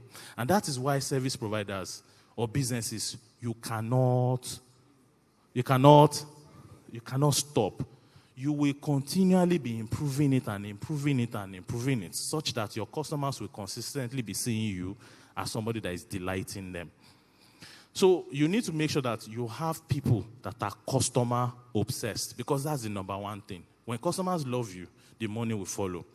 If customers cannot differentiate you in the midst of everybody, you are doing a business that's undifferentiated. You have another challenge there also, because there's no way customers will love you when all of you are the same. So that's the first trait. The second trait, I will need to rush. Wow, okay. The second trait is craft. You hire somebody to do something, they must be good at it. They must be good at it. The next trait is ability to systemize. In bigger organizations, you cannot create processes in which people will just rely on memory. Human memory is very frail. Who agrees with me here that if you create a process and you say that people, this is how we do things, if you come back in 2 weeks' time, they don't follow it again? Systems need to be created. Those systems in the day of IT are automated systems. The next one is ownership. You need to ensure that you have people that have ownership. They are not people that are just coming to come and collect salary for nothing. Next one is you need to make sure that people move urgently. There are people that are urgent. These are traits that you need to expect of people. Next slide. The next one are no ego, candor, and integrity. You want to ensure that people are, Nigeria is a very bossy culture, and I think this is also another one of our biggest problems. Nigeria has a culture where we are very hierarchical, and in the hierarchical, we have an expectation that people should be self-serving to their bosses. The problem in business is that it prevents flow of information, and it creates politics. How many of you works in an organization where there's politics? Too many people are not raising their hand. Politics is caused by the fact that your boss is not a meritocratic boss. Politics is caused by the fact that there are other personal reasons why people are loved. Maybe because the boss is related to this person, or the boss are friends, or they are from the same town. That's the way politics is caused. If you want to create an organization that can actually scale, politics should not be inside of it. You need to create one that is meritocratic. So I'll quickly rush through the people point. Next slide. Now, let me talk about motivating people since we're still on the people point. Who can list all the points I've made so far? What's the first one? No. The primitives themselves. Goals. What? People. And under people, what are the judgment traits you need to have of them? Crafts. Thank you very much. Thank you. Thank you very much. Now, all these are the traits that you expect of them, but what do they expect of you? There are 4 M's that I think about for motivation of people generally.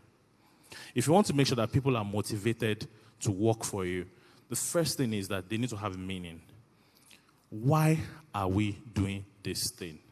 The reason why meaning is important is because in life, people have something they call different names. One of it is destiny. One of it is vision, the plan I have for my life. Everybody has a mental model of how they want their life to go. They need to know where this company is going and how it fits into them. If somebody cannot see themselves working for you and how it fits into their plan for their lives, they are just going to be passing through you. They are just using you temporarily. So ensuring that your job can give people meaning. And most times, meaning are related to things in which people can make impact in other people's lives. One of the reasons why people love working for MoneyPoint today is because it's meaningful.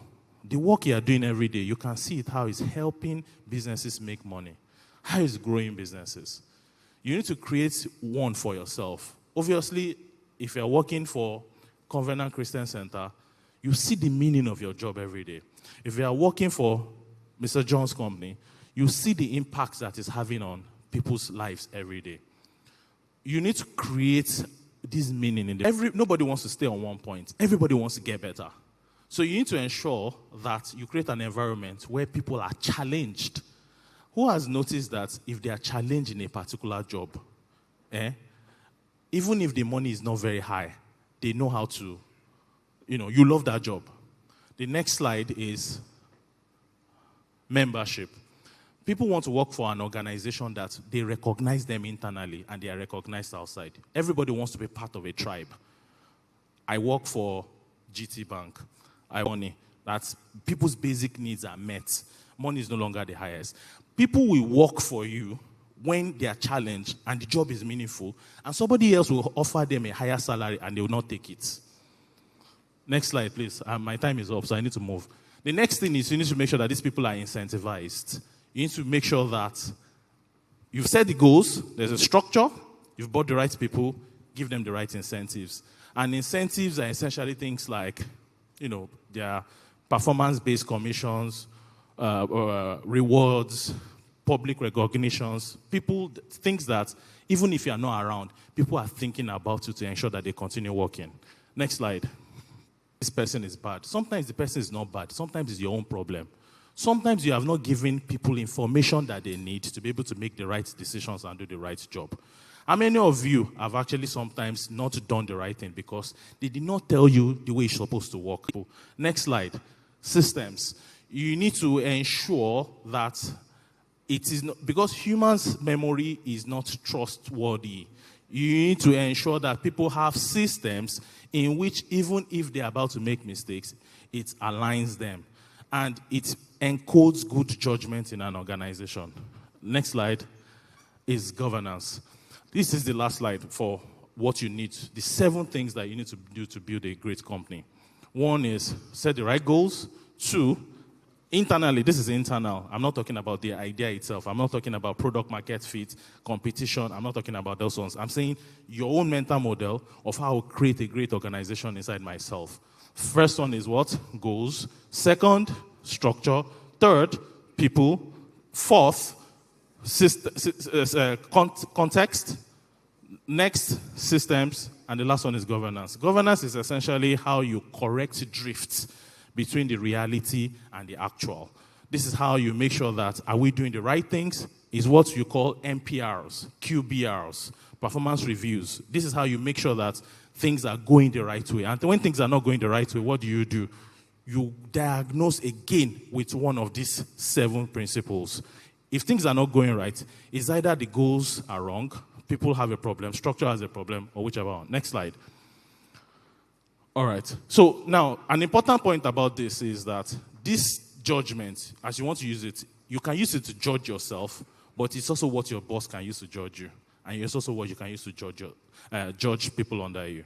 So it's not just something that you use to judge your organization. It's just something that your boss should also be using to judge you. Next slide. All right. So, like I said, it's diagnostic. Anybody that is a manager here, I advise you to use it in your mind. If anything is not going, if it's going wrong, what is wrong? Next slide. All right. Thank you very much, everybody. I'm hoping these 7 points we can all use as a mental model for us to run our organization. If you use it, I promise you, you should be on your path to creating another unicorn. Thank you very much. Wow, a round of applause. Thank you, sir.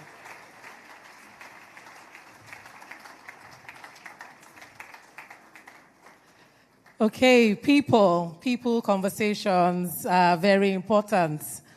And now to talk about the Young Professional Bootcamp that is giving out the 150 million grant, we would like Oyemade Amalu to come up and share some insights into that. Thank you very much. Please, a round of applause for her.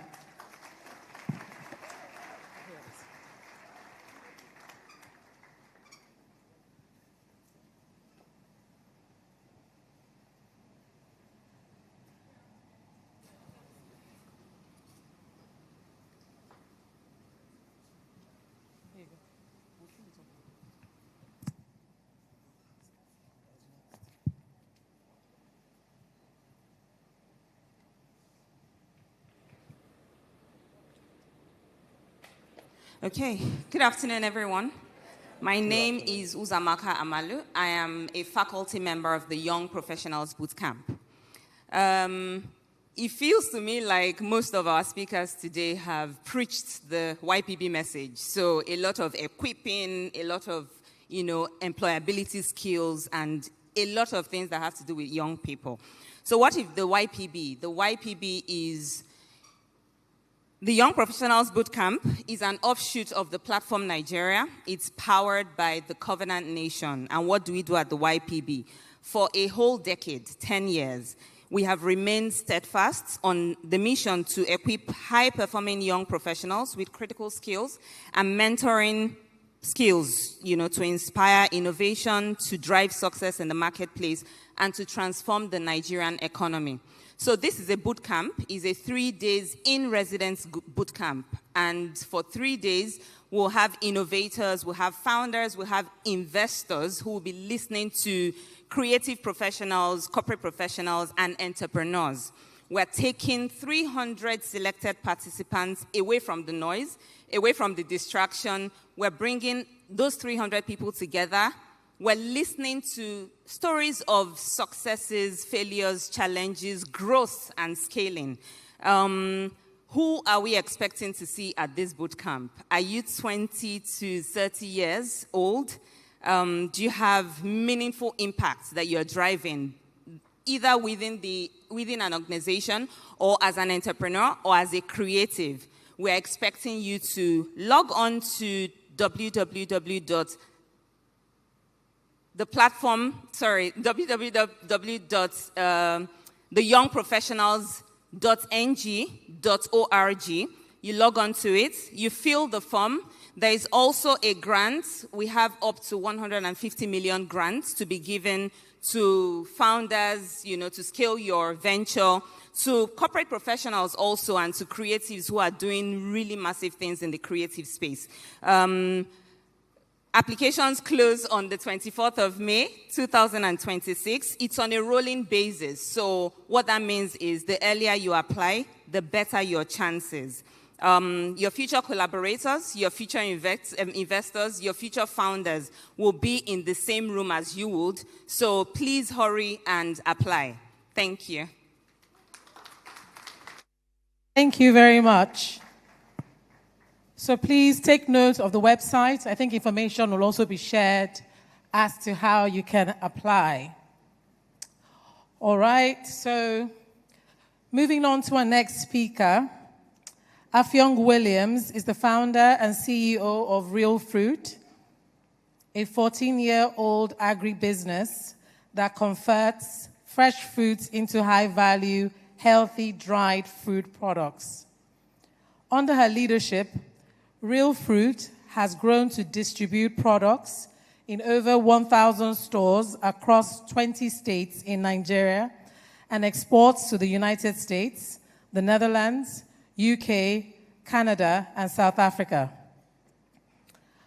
Prior to founding Real Fruit, she worked for 4 years for Endeavor Global, a global nonprofit which catalyzes economic development by supporting entrepreneurs in developing markets. Afyong has received numerous accolades recognizing her entrepreneurial impact, including the Grand Prize for Women Agripreneur of the Year Award 2024 by AGRA. Join me in welcoming with a round of applause, Afyong Williams.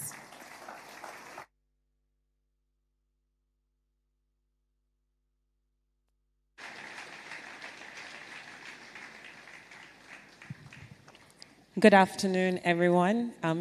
It's a pleasure to be here. I am very honored to be speaking in front of such a large crowd. And firstly, I'd like to just thank Pastor Poju for inviting me to this event.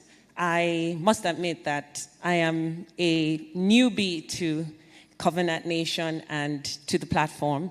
I only started listening to Pastor Poju's messages this year, which is why I accepted so quickly. But I actually didn't know anything about the platform.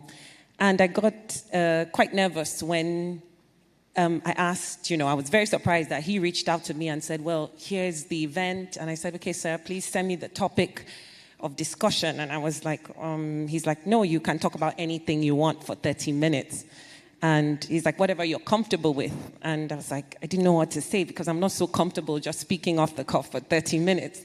I'm comfortable with, answering questions about entrepreneurship, about my business. So this was a challenge to me and one that I don't take lightly.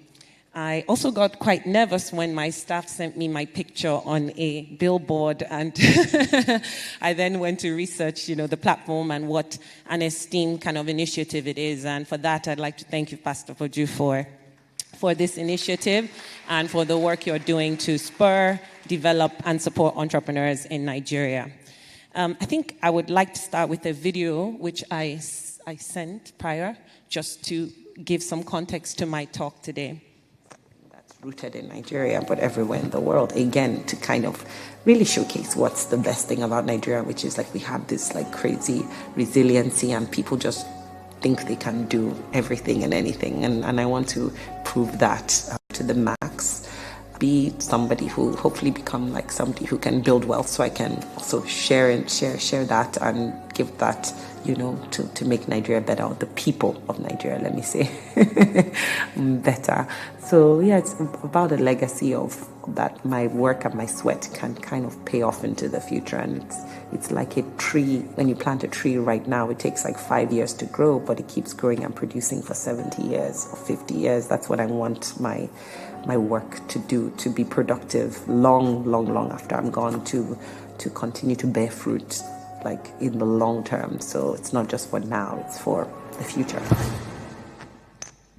Thank you very much. If you could just show my slide, that will be the main topic of my speech today, which is planting trees you will not sit under, bearing fruit long into the future. And this is very important to me because of my own calling as an entrepreneur. I, like the moderator said, have been running Real Fruit for 14 years, even though I don't look a day over 25.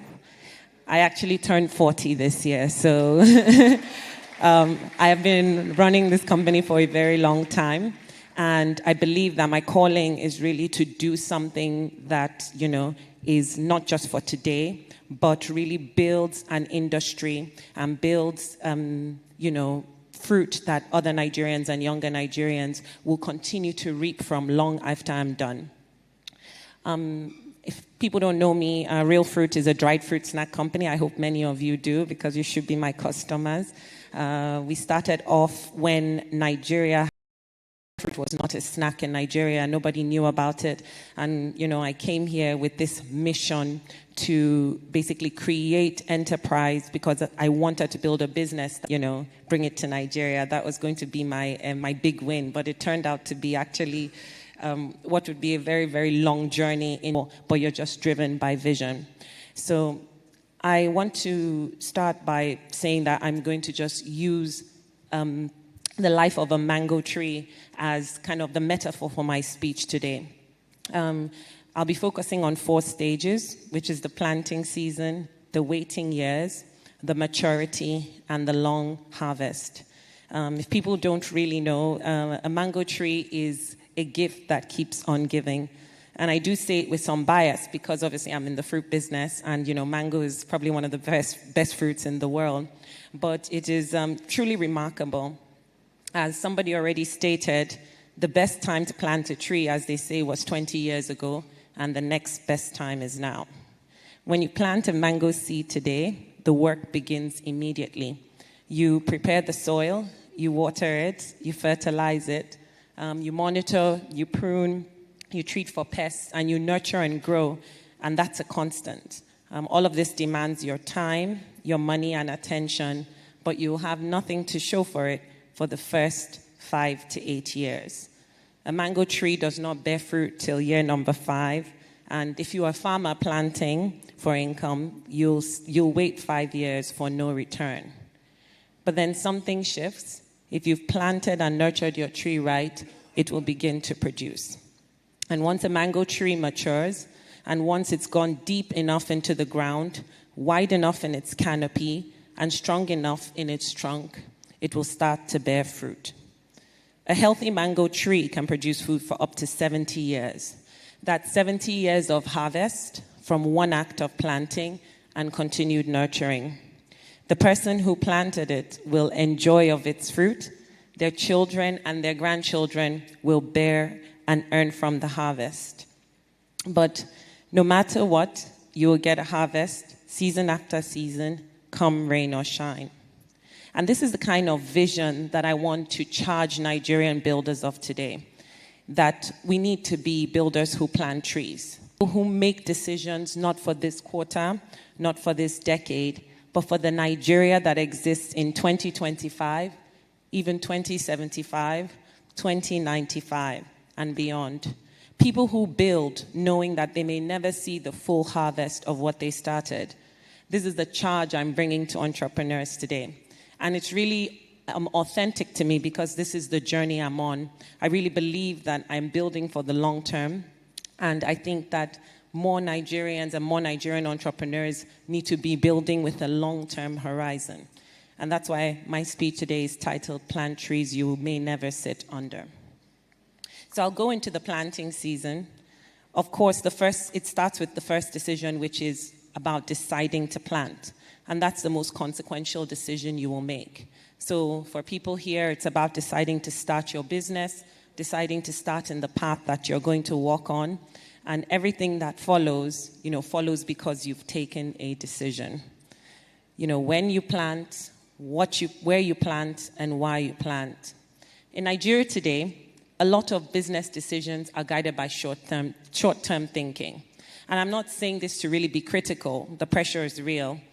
An entrepreneur is managing an unstable macroeconomic environment. Since I've come to Nigeria, the Naira has devalued over 100%, like 5 times in my 14 years. So I'm speaking from experience. We're building in a very hostile environment. We're marred by high operating costs and a market itself that's under economic pressure. This can cause a lot of demoralization and also just cause people to think of the now. How do I not lose today? How do I protect what I have today? It just kind of makes your horizon smaller, in my opinion. The entrepreneur who is thinking short-term and planning short-term builds differently from the entrepreneur who plans with a 50-year horizon. Not just strategically, but fundamentally. And this shows up in what they sacrifice, what they invest in, even in their mindset and acceptance about how long it will take. I'll share a funny story about my second year in business. I was talking to a friend who had a cashew factory, and he said, it took him 5 years to get his factory. And immediately in my heart, I said, God forbid, it'll never take me 5 years. If it's taking me 5 years, then something is wrong. But it took me 10. I only, was able to get a commercial factory in 2022, and we started operating it in 2024. So 10 years of waiting, 10 years of building, and just trying to survive meant that I had to really have a mindset and accepting that it was going to take the time it took for me to realize the vision I had. Entrepreneurs who build in the long term are honest about their odds of success. And they're also honest that their work might never have a payoff. This is the truth. It's not a scenario. It's actually the statistical reality. We all know the, failure rates of entrepreneurship. Most of us operating in Nigeria have the odds stacked against us, but we must persist. We must build with optimism that we are seeding the roots of industry that will pay beyond us. This is very, very dear and personal to me because I believe that enterprise and business is the only way to develop Nigeria and Africa and just fast track our development and get us out of poverty. So we do need builders. We do need entrepreneurs, but we need builders with a long-term vision, and we need builders who are willing to do what it takes and take the time that it takes to build the kind of solid rooted businesses that will continue to deliver everywhere around me. I'm not the best saleswoman, so I always used to kind of shrink at that question. But, I was persistent. There was no market that was evident, but I decided to keep planting. For me, this was not about me. It was about a vision. It was about a goal that I had, a vision of a company with a large factory whose snacks would be all over Nigeria, serving customers around the world. So even when I was told, why would I eat your product? I'd already seen it and that was my why. And so that drove me even through all the periods of uncertainty and of doubt. So deciding to plant is very, very important. If we move on to the waiting years, the 5 to 8 years without, it's certainly not producing any fruit. It's not impressive. You can't really show its potential to people. But obviously, what's happening is happening underneath.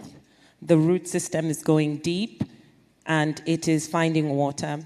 It's anchoring itself against storms, and it's kind of building its internal infrastructure that will make, that will basically help it hold as it grows. But these are times when it looks like on the outside working, even though it may not be showing. For us at Real Food, it was desperately trying to build a market. It was understanding our industry better than anybody, understanding our customer. It was building a distribution network because nobody was going to distribute dried fruit snacks. It was going to remote regions in Nigeria. It was going from one, trial to the other, taking risks like listing our products on Amazon. We started a farm in Kaduna. We launched a 100 Naira product that failed miserably. By 7 years of running Real Fruit, I wasn't even sure that we had a market. I was, wondering if all this toiling was going to get us somewhere. And, I still had this vision that I wanted us to build this commercial factory. But there were so many things that just did not seem clear. I realize now that, our business was taking root. What we had and what I was building, canopy. Thank you. So when a mango tree reaches maturity, it does something beyond producing fruit. It gives people shade, wide enough for birds and insects to shelter in. And it's building ecosystems that didn't exist before the tree did. My vision for starting Real Fruit started with a desire to solve youth unemployment, a factory to create as many jobs for people. But while going through the process of building, that vision has expanded greatly. I've operated within my value chain, and I see more problems to solve as opportunities to create further impact. This is the canopy that my business is building. We now have our supply chain across 4 countries. We work with other small businesses. We, share our knowledge about, fruit industry. We mentor, and we create opportunities for others. I think this is the more important aspect of the wider ecosystem. In whatever value chain you're doing, you can really see how your business can really begin to spread tentacles that provide value from others. I will say that I didn't build the business alone, obviously. It was very difficult and challenging, but like previous people have said, we talked about destiny helpers. Being on your path and staying resolute to your vision really does bring people around you. They bring people along your way, your friends, your family, investors. People show up, and they do this because they see something in you, which is somebody who is resolute, someone who is executing to a vision, and somebody who proves that they have the resiliency to build a business and build it for the long term. Sometimes it looks like, I'll even speak to myself. Some people may know me from social media. I used to be very, very active. I'm quite a rebellious person, but I've calmed down now with age. And I used to just have, talk about everything, especially business, politics, and things like that. And there was a point where I just said, I want to come in and mind my own business. I just want to focus on me. I don't want to know about what's happening in the world. I don't want to know about what's happening in Nigeria anymore. And this was also because, I kept seeing cycles of problems and challenges repeat itself. And I kind of, after a while, decided that, not even decided, I felt kind of pulled to kind of walk back that idea that I should not, if I'm fortunate enough to build a business and survive all of these things, I should be open enough to do more. I should be open enough not just to share my knowledge, but to be a solution, be somebody who proffers solutions. I should be somebody who takes on more challenges, not retreats from them. I should be somebody who engages, not retreats, because it's easy to say, well, let me survive and let, the rest figure themselves out. So that just, really empowered me to look at how much more in my value chain I could develop. And there are lots of problems in my value chain. If I started talking about them, we'd be here forever. But I will say that I am even more energetic about solving these problems, because I don't think these problems just, help me. They help the ecosystem. They help Nigeria. They help the people of Nigeria. And for me, that's much more important, I would say, than my own comfort. So I'll move on to the long harvest, the upside. Having 70 years of fruit after you've planted and you've toiled and toiled. As I said, a mango tree that's well planted and well tended through can be productive for 70 years. It will bear fruit season after season, even no matter the conditions. I think about even the farmers in my supply chain. If people do not plant mangoes, 30, 40 years ago, I wouldn't be in business today. There would be no raw material for me to basically create the business and the industry I've created. And that really, propels me to say, what am I doing for the future? What am I leaving for the future cadre of entrepreneurs? And even the people who will eventually see the opportunity to come into the fruit value chain. It's important that we think and we act and we run our businesses not just with us in mind, but with that long-term future in mind. We obviously have taken our fruit that is grown locally and we now sell it globally. This fruit that, somebody in a rural area planted in Kaduna, in Jos, in Niger State, is now on the shelves in the US, in the UK, Netherlands, Canada, and South Africa. This is our harvest from somebody's sweat. Our responsibility is to create trees for the future generation. So, if you plant a business today, and by plant I mean build, with purpose, with the systems, and with the long term in mind, it will certainly bear fruit, and it will produce fruit that you and others can enjoy. When we think of the future of Nigeria, it might seem unimaginable to us. We don't know what it would look like, what problems it would face, what opportunities it will have. But I think we can be sure that we are able to shape, and by us, I mean the builders and the entrepreneurs of today, we can shape the country by what we decide to build and how we decide to build. Nigeria is the youngest population on earth. The reason I started my company was because I learned that, 3 million jobs are created for 13 million young people coming into the workforce every year on the continent. And for me, that just expands, it really blows my mind when I think of if we're a population of 400 people with young people seeking opportunity, this generation of builders who can really make a dent and take the charge to do that. Real fruit is one tree, but one tree does not make a forest. I think a forest begins with one person deciding to plant and obviously more people joining along. So my charge to entrepreneurs today is that even though it is difficult, even though you have the odds stacked against you, even though the market is challenging, I think it's a worthy pursuit to build for the future. I think it's a worthy pursuit to take a long-term view. I think it's very worthy to aim to plant trees that you may never sit under. I saw this quote yesterday, grace to tend to those trees in the years when it is long and hard. Give us the generosity to grow for others, and let the harvest of what we build bear fruit for Nigeria long into the future. In Jesus' name we pray. Amen. Thank you very, very much.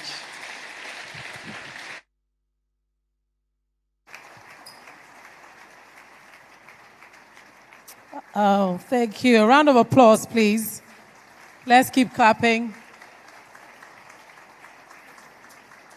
God, give us the generosity to plant trees that we will not sit under. I think that's very important. Thank you for that.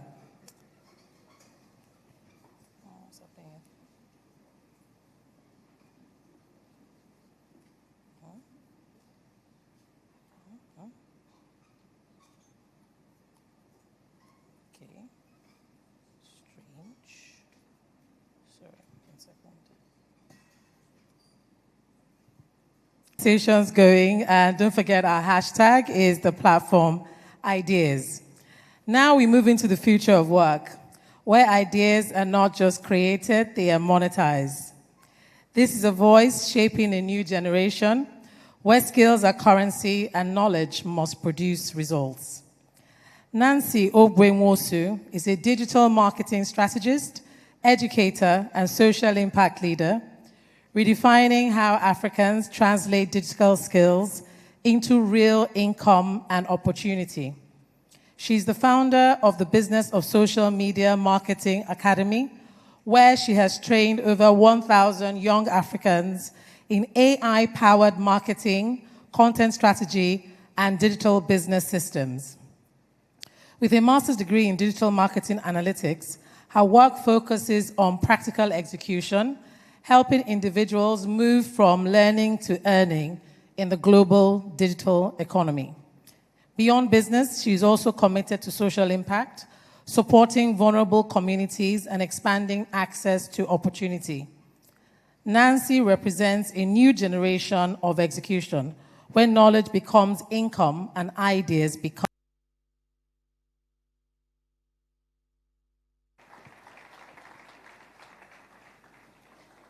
Thank you so much, everyone. Good afternoon, Nigeria. Good afternoon. I'm well aware that there's a number of people online watching us today. So to everyone online, good afternoon. My slides must work today in Jesus' name. Somebody say amen. Ogidi people will not see me, neither will Agulu people. Amen. Okay.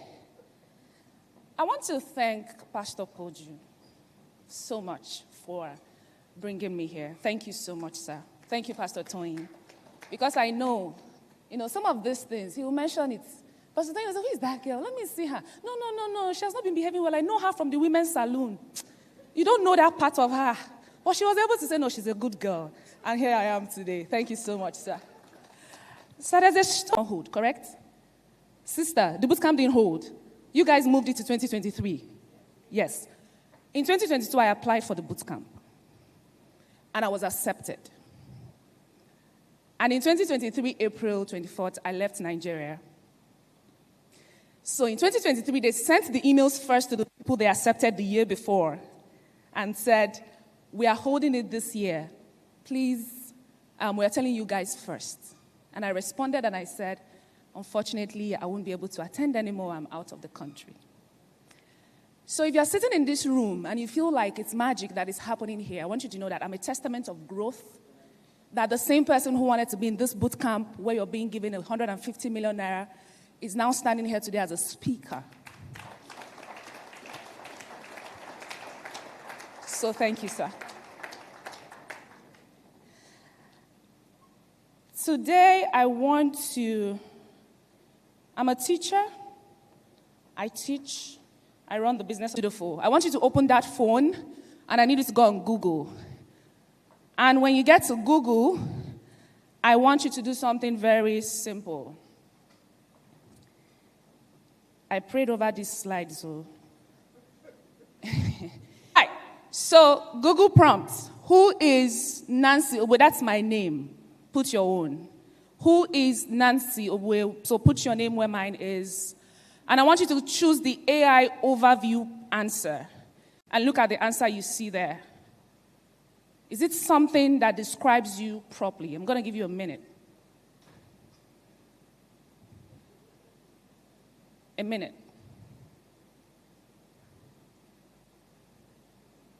Do you have your name? Does it describe you accurately? Precisely? Yes or no? Yes or no?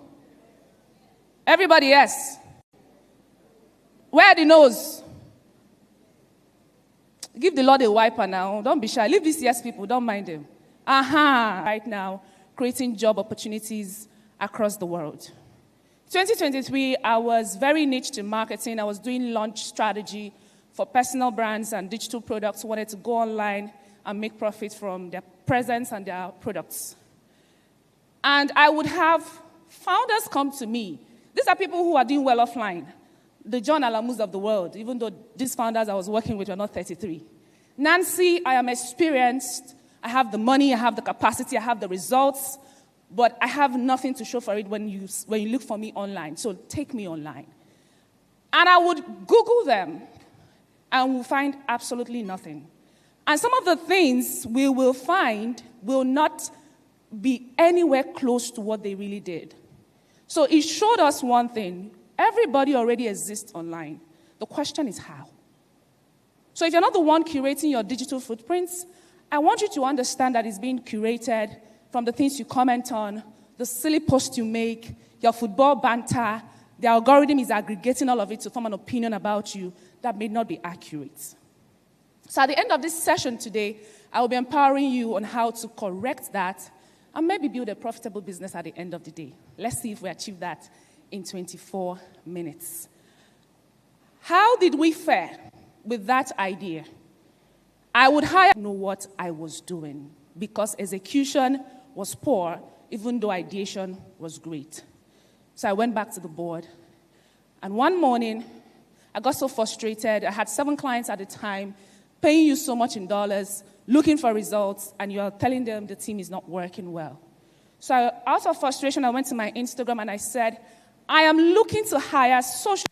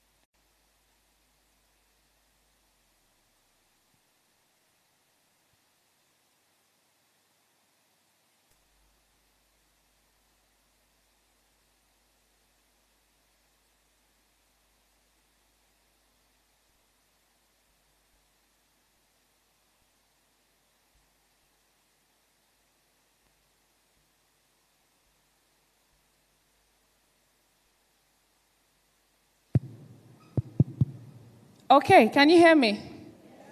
Thank you very much. I lost about 4 minutes on the timer. Someone please work on that. Thank you. Yes. Where were we? Employing who? Good. So we started the employment process. I posted that on Instagram, and in 24 hours, we had 870 applications. Medium-sized businesses across different continents of the world. I have seen 5 markers that make for brands and businesses that succeed online. And this afternoon, I want to hand them to you. Before I give you those markers, I want you to understand that according to research, Nigeria has the highest rate of brand discovery on social media in the entire world. 67% of Nigerians discover new brands through social media. Not a referral, not an ad like you thought, just online. So if I'm asking you to pay attention to me today, it is of utmost importance, okay? The last time the market was disrupted today, which is social media as a tool for market disruption. Does anybody know the money? Oh, Money Point just left, so no point of telling you. You know him. So he's doing 412 trillion in 2025 alone. Did anybody see the Apple Shot on iPhone campaign? It did 25 million views in over 24 hours. Does anybody know this business? Amoke Oge. Amala people. It went online, on social media, and on the app that was being used for this delivery, and it did 2.3 billion naira in 1 year. Does anybody know this? What's the movie? Who is the lead actress? It did over 1 billion naira last year into January at the cinema just through the power of social media marketing. So today, when I show you the different markers, I want you to think of the brands that come to mind, but most importantly, I want you to think of yourself. Because you also can make this impact leveraging social media if you understood these markers and how to use them. What are the 5 markers of successful online brands? Number 1 is indoctrination. Every single time you've scrolled your Instagram, your Facebook, someone has indoctrinated you on something. I started listening to most of the speakers here when I saw the flyer, well, apart from my big brother, Vuzi. Every single one of you has said something that made me change my mind on how I run my business, how I employ people, and how I operate as an individual. These are the people and accounts that make you think. They challenge you. They challenge how you think. They introduce you to a new way of thinking. The content that you consume from them does not just inform, it gives you a practical new ideology. So you start to think like that. You start to repost their ideas. You become the carrier of their message. And as I'm saying it, a particular brand is going to be coming to your mind, whether it's a personal or a business brand. That could be you too. The second thing that you really want to start paying attention to are the brands that inspire you. Inspiration online is a tool that people need to dive deep inside, because with this tool, we have driven sales of services, of products and results and conversion for different brands. So the second marker of brands I've seen that succeed online are the brands that inspire us. They tell stories. They share the journey, the struggle, the setback, the comeback. The content makes you feel like you need to become more. You remember the video you watched with the emotional soundtrack. Yes, we do very well with the editing, to get your emotions working together the way we want it. But it makes you feel like everything is possible. Like you leave their pages feeling like, I can do more. That is a marker for growth. I want you to think about the woman who is documenting a journey with a baby on her back. And I will never forget this one. She sells stockfish. And one of the days I saw her video online, she had women in the backyard tying up the stockfish with their children on their backs. And look at me as an ambassador going to my WhatsApp to go and talk about the importance of stockfish and why people need to buy it that day. If it had that effect on me, what of other people? And that takes me to the next point, which is advocacy.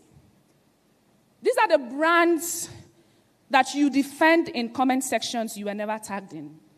Nobody asks you, but they defend them. Your fave. These are the brands you recommend to your village people. Their name comes up every time somebody says, do you know anybody who does XYZ?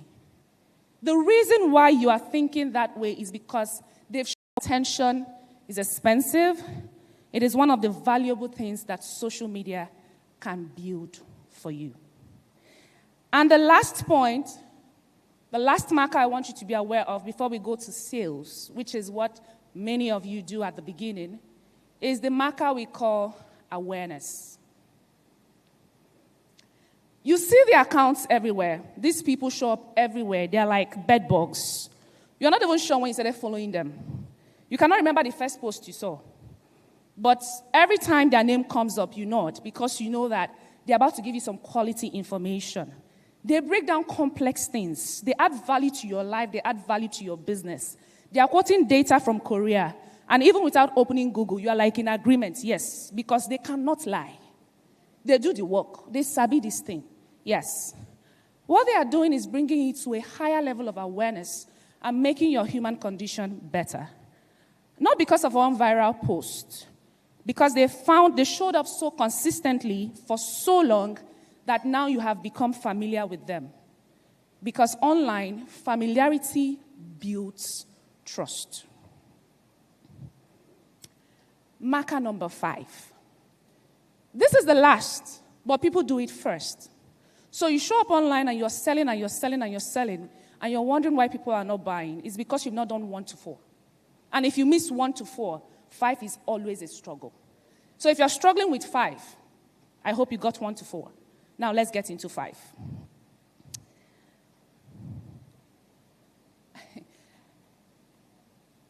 I see people avoid this selling conversation a lot, and I don't know why, because for me, I like money. I'm an Igbo girl. If you're not talking money, I don't know what you're talking. Whenever we sit to talk business, business goes with hand in hand. Across these 4 markers, I've removed selling. I want you to look at every single one of them and look at the one that fits into your personality the most. Because what you do is you try to sound like Nancy online. You try to sound like Eric online, forgetting that you are you. And there's something unique about you that the market will gravitate towards. The reason people gravitate towards me, they find me magnetic, is because I am originally myself. So pick any of this. You can do a combination of all of them, but one has to be higher than the other. Find your strength in there, do your SWOT analysis, and own a tool for just entertainment. A speaker already spoke to that. I don't want to go further in there. It's a tool for disruption. It changes minds, it changes perceptions, it disrupts markets. And when I say it disrupts markets, a certain founder I worked with comes to mind. We sold a digital product in 3 weeks, and we did $25,000 in Nigeria with no international audience. She has introduced me to almost all her friends. If she could wake up her ancestors and introduce me to them too, she would. But that is the power of social media when you do it right. Whether you're selling yourself as a personal brand or you're selling a business. So where do you start? I've gone to a lot of gatherings. They give you nice talk. Bambuzu, daduzu, meguaya to perspire. You go home, you read your notes, you're confused, you're convoluted. A big video right now. Let's start somewhere. Don't worry, I simplified it. Build a formidable digital footprint.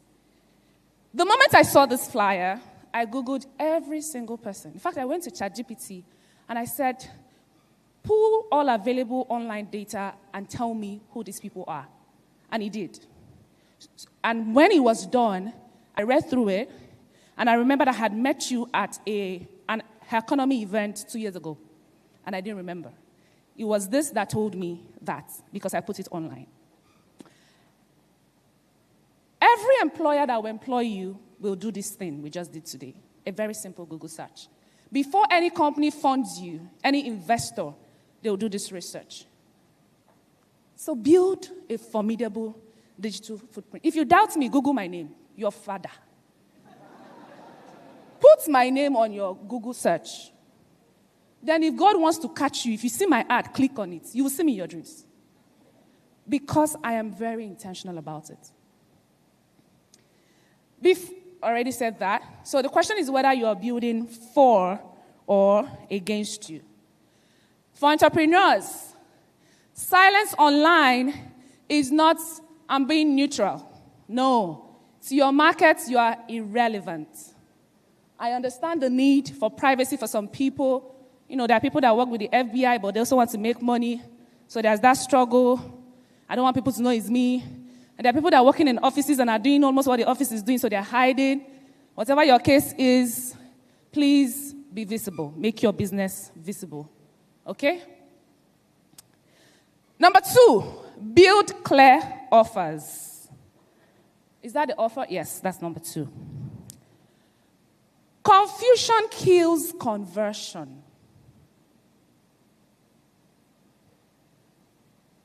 If you're not clear, people don't know what you do. There was a stage in my life where people used the word hustle. Oh, Nancy, we are hustling. And I'm like, yeah, we're hustling. Let's go hustle. It was a good word until the day I sat with the dictionary to understand what hustle means. It's a very bad thing to do. But some of you are, we're hustling. Babe, let's go. I know they hustle with you. I beg, they go front. The moment you become clear about what you do, you will see your own value and hustle will end because people will reward your value because it's a need for them. So please build clear offers. Social media does not fail businesses. Unclear businesses fail on social media. Does anybody know this product in the picture? Who is that? I heard it here. Who? What did you call it? Thank you very much. Yoruba people in the room, please forgive me, I will murder the name. I grew up in a local town called Ogiri. Part of my growing up was there in Anambra State. And I grew up with my great-grandparents, then my grandparents, then moved to my mom's and all of that. So it was a beautiful upbringing. So if you grew up around that area, wave at me. Want to do an experiment now? Okay. This product, when I was young, was sold in a van, a minibus. And they will put this speaker, which by now, as an adult, if I saw them, I would have arrested them with the police for noise pollution. But they will put that annoying speaker at the back and open the trunk. And then you will hear. So anything I say, just call and response. Gbogbo Nishi, okay? Agreed? You said we're a good classroom today, right? All right.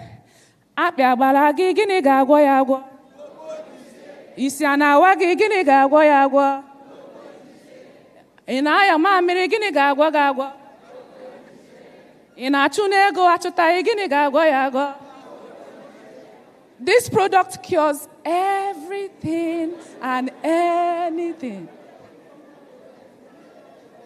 So turn to the person sitting next to you and say, don't be a gbogbo nishe.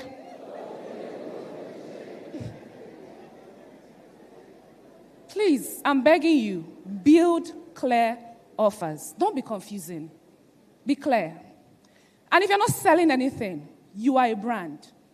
Be clear about what you do so people can buy into you. Not today. You sample, you wear construction coats. You say, off to work. Tomorrow you wear lab coats, off to work. Brother, you be engineer, abi you be doctor. Which one you did? And it's funny because little by little, we are telling young people to do all things, and it's wrong, right? You know that language of bring the work, now me go tell you the one where I know they.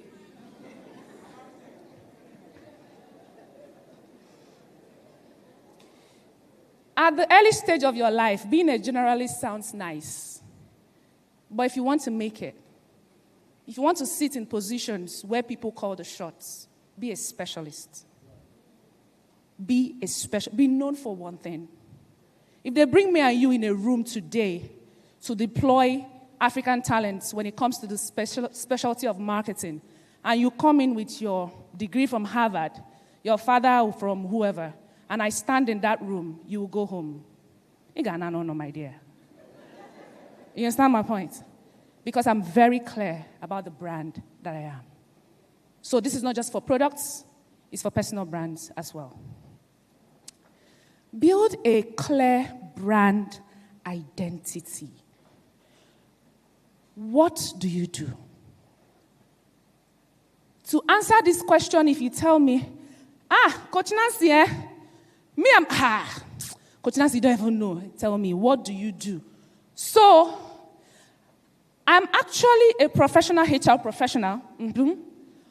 But in terms of marketing, Coach Nancy, I also manage social media pages. And my mother owns a cassava plant. So we do catfish farming and cassava farming in the evening. So anyhow you need it, Coach Nancy, I'm your person. When I stand in a room and somebody needs professional HR service, do you think I'll call you? No, answer me now. Will I call you? What do you do? This question, when my mentor asked me this question in 2018, when I met her in Enugu for the first time, it took me 2 weeks to answer it. Because when she asked me the question, I was a final year student. I was doing MCing by the side. I was doing school full-time. I was selling men's shirts part-time. I was doing beats and gele partial time. And I was selling Zobo when they play football in the evening to the boys, mini time. And because all of them, I don't hustle. When I tell you avoid hustle, I'm not here to Maguire to perspire you. Go and listen to motivational speech on YouTube. I don't date the streets with you now. I don't leave them. I say I know they do again. And since I left it, my life is better. So I'm asking you to please leave it too. When I came back to her, I was honest. I said, Ma, I don't know what I do. And I listed all the 8 things I was doing.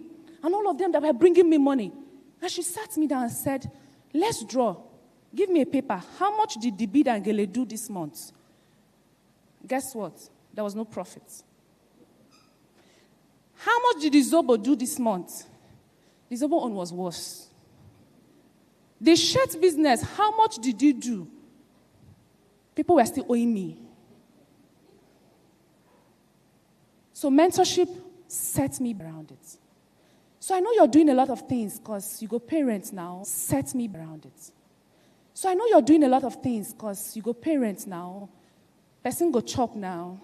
The boss gas chase fine girls now. And you're broke, you're chasing. God will help you. Who do you do it for?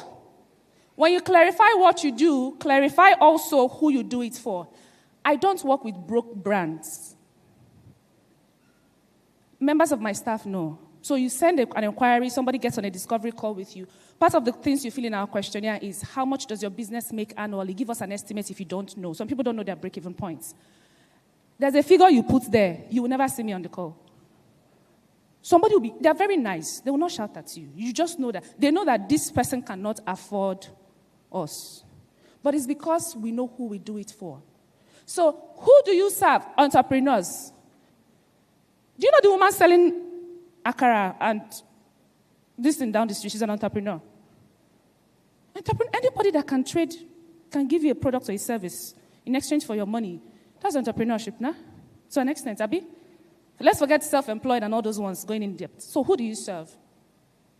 What is your unique way of solving their problems? This is your unique selling point. I'm not the only marketing strategist alive. I'm not the only digital marketing consultant.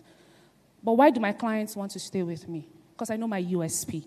I won't tell you. Somebody like Mr. John Alamuna that does not innovate, he will copy. So,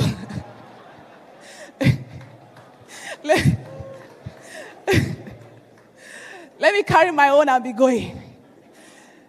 That video they did with you, I will go and watch it and copy you. You will see something. What do people feel when they encounter you online? Do they feel inspired? Are they informed? Are they challenged? Or are they blank? Please be very clear. Do you want to run a personal page or a business page? People buy from people before they buy from brands. So many of you hide behind your logos. Like 5 years ago, I used to do Instagram revamp, Facebook revamp, and you see one stupid logo from Canva, and the person pays you 50,000. But that one that paid me 50K wants to kill me. Trust. Personal pages build trust, relatability, and reach. Business pages build credibility, social proof, and conversion. They work hand in hand. Go to Pastor Poju's page. The Instagram of Pastor Poju and the Instagram of the passion is not enough data for building a thriving business online. Don't be a consistency theater. I'm sorry I'm shattering a lot of things your faves are telling you. Just show up. Set up that camera. Put the tripod. Set the light. Show up. I got this by showing up. I see. They're not telling you the truth. You show up and you talk nonsense for a long time. You tell people not to pay attention to you. If you must show up with value. Show up with understanding of self. And show up knowing exactly why you're showing up. Digital footprints are very hard to erase. Be intentional about what you're creating. Don't come and twerk online. Karen, let me leave you people alone. I'll deal with that inside the academy. Do not sell before you have built trust. I know you're desperate, you need money, but build trust first. Get people to start responding to you. Get the questions in the DM. Understand the pain points. Understand which of the things you're saying they're interested in. Then solve their problem. Don't sell a product. Sell a solution. If I'm having a headache and you give me Panadol, will I ask you the price? Answer me now. What will I do? Pay you. Because I'm not seeing a product, I'm seeing a solution. So sell solutions. Don't copy what works for someone else. Don't be a copycat. Okay? Trends are not strategies. What worked for a 22-year-old will not work for a 46-year-old executive. But online, people are doing it. Sir, the one that is working now is when people shake bomb bomb to sell their wigs. Since you're running, will your guy shake bomb bomb online? That's not actually selling. Choose one platform first, your primary platform. Get results from there. Go to where your audience lives, find their demography. Don't try to win these. But today I want you to consider being a disruptor in your own market. It can start with one person in this room, one founder, one employee who decided to show up differently. Remember that before you use the 4 markers. Thank you very much, everybody. Thank you for being a good audience, and I'll see you all later.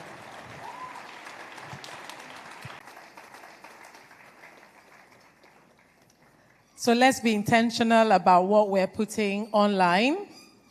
Your reputation is being created, so either you're doing it passively or you will do it actively.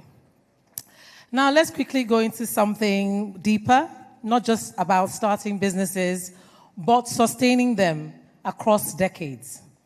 This next speaker represents experience, resilience, and multi-sector execution, the kind that only time and discipline can build.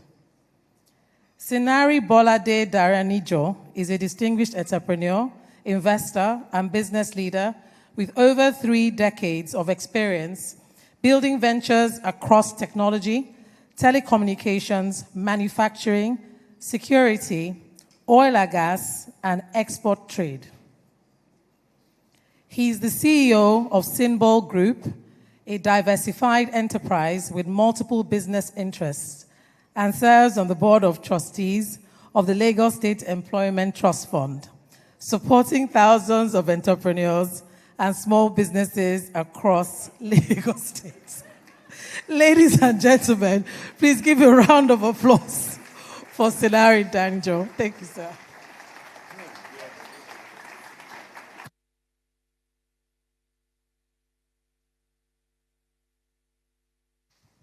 It has been globally celebrated that ideas rule the world. It's not simply about ideas. It's how to make ideas happen, right? So let's give a thank you to, where's Pastor Poju? Let's say thank you to the platform for giving us this opportunity to speak today. And let's move our bodies a little bit. We've been sitting down for about 4 or 5 hours. Let's move our bodies. Let's move. Stand up and move a bit. Hello. It's been a couple of hours. Thank you, Pastor Poju. Where is he? Because I've been quietly, the small ones are running. Some failed. But at least we have 10 that have scaled. I'm not going to mention the businesses unless I would. I'll give you stories. Today, I'm actually going to just tell you stories. Everybody has said everything on ideas, entrepreneurship, and whatever. I'm here. My speech this morning is directed at 3 segments. 1, to the young people, to those who want to make ideas happen, and to those who would like to impact their communities. The second set of people will be the entrepreneurs and business owners who want to scale and who want to take their businesses to sustainability, stability and sustainability. And the third that I'm speaking to today, policymakers, decision makers, who provide the environment for us. Yes, we've all been speaking about businesses, how we scale, what we do and all that. But today, I want to take us a bit further. One of the biggest challenges of people living in Africa is that we all want to follow the rules and teachings of the business school. Who created the syllabus of the business school? It's not Africa. Our platform, our environment here is completely different. I'll tell you for free, Africa is a survivor's den. Do the entrepreneurs agree with me? There's no structure. There's nothing. When did we start going out to reach out for grants? It's only when we went into tech a few years ago. There was no structure. There was no extra money. So you had to grow from beneath the ground. Not all ideas are. Some ideas are for impact. Some ideas don't even happen. A lot of us get ideas that we don't implement. Why? Because if you don't implement that idea on time, you will see 10 other people saying the same thing that you're trying to do. Basically, turning an idea into a commercially viable venture takes guts, it takes resilience, faith, and the ability to see it to fruition. So talking to young people here, it's not that easy. It's not everybody that has an idea that necessarily needs to be a businessman. And please, entrepreneurship is not for babies. It's for people who are ready and set to run the race. You heard my sister talking about waiting 5 years for the mango tree to grow. That speaks to a lot of businesses as well. You have to grow it, nurture it before you get to the point of reaping. Now to the young people again. Money is not free. Money is not available without value exchange. If you have nothing to exchange, you ain't going to get a penny of my money. And people who have suffered for their money, they're not going to give you a penny. You must create value. You must either be a problem solver or a solution provider. In the process of waiting and growing, you need to keep it simple. Build your skills. Build your skills. Get extra skills to what you studied at school. Build your knowledge. Get some experience. And create a network.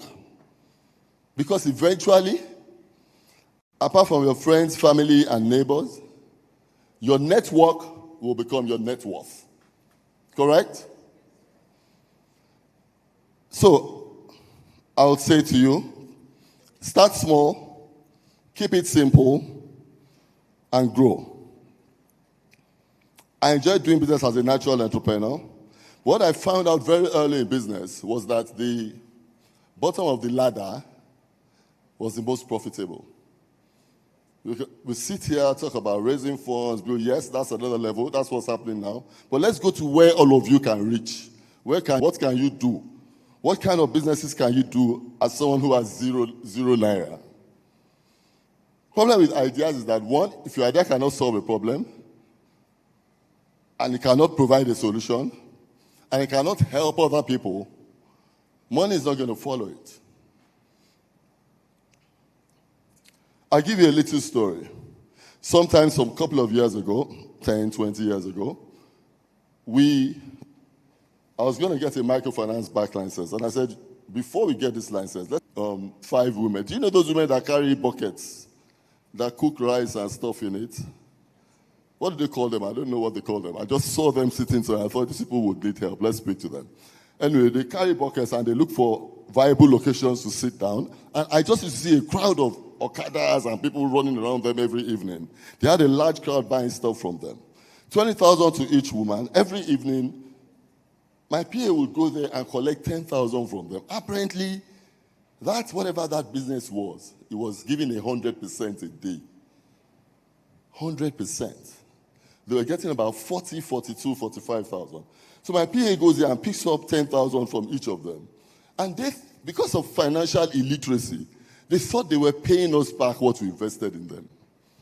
So we 25 to 30,000. When they get home, the husband will take 5,000, go and drink beer and pepper soup. The children will take money and go and rock it in school the next day. So they remain poor forever. Now, how do you get out of poverty? I'm just saying, this is just 20,000. At the end of the month, I invited them all over to my office and said, so how have they done? They said, they've done okay, that they can now return my 20,000, blah, blah, blah. I said, but we're collecting money from you. We think it's in our interest. I said, no. All the money I collected was for you. Guess what it was? 200,000 times 5. What's that? 1 million naira. That's what I had. Now, I had a choice. Either to be, if I wasn't doing an experiment, These opportunities are still there. They're looking at you, they're staring at all of you, and you're saying it, but you're not checking it out. That's the point. Financial education is very important. The art of being able to save, which I will come to again when as I go ahead to speak to young people. One of the other businesses I did was from zero to cash. That had been my principle. I knew, look, there was no money anywhere, but I got to make this money. Look around and find solutions and find problems. One day I walked into two things I did. One failed with First Bank. The second one went right. This was early in the days. I walked into a bank and said, why is there so many people here? There was disorder in the banking hall. There were so many people fighting to get their money. And they gave them something called a token, a tally number. I don't know if anybody knows that here. and I said, but these guys could actually kill this, organize it, and then people could just wait for their numbers and all that. But hey, by the time I got to the people who would buy the product from me, somebody else, they started printing checkbooks. And they said they were going to give checkbooks to the high net worth individuals. So I said, what can we do? Okay, let's add value. So we started producing leather and plastic covers for checkbooks and took it to all the banks. Just a start. The first bank I introduced it to, we branded it, we showed them. And before I knew it, we were doing 100,000 copies. Little streams of income, but they grow. At that time, we're making money from all angles. So if you say, who was saying, I can tell you many examples. As I grew into business, I imported car alarms at one point, and I was talking to car dealers who used to call me every week to come and install car alarms in their cars. I don't know who knows about car alarms. But anyway, today you have automatic car alarms. Those days they were all manual cars, and you had to upgrade it to get it to electrical. And after like a week or two, after about 2-3 months, I realized that I hadn't sold a lot of these things. But there was a particular set of boys that used to come every Friday. They buy between 5 and 10 pieces and they go. So I now called and I said, come, you bought about 120 of these things for me. Where do you sell them? The guy said, okay, you go follow us, go and market. So I said, I said, Dumota. Trust me, man. I got to Dumota on a Monday. On a Friday, I had sold 500 pieces. I saw every aspect of the MBA I led to university practicalized there, live. Negotiation skills, haggling, marketing, everything was going on live there. In 1 week, I sold 500 units of that. People coming from Cotonou, from all over West Africa to buy those things. So, I am not your usual entrepreneur. I'm a successful ideas implementer at whatever scale.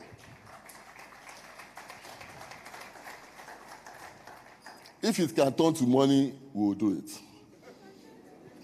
As long as I'm not killing people, I am not doing anything negative.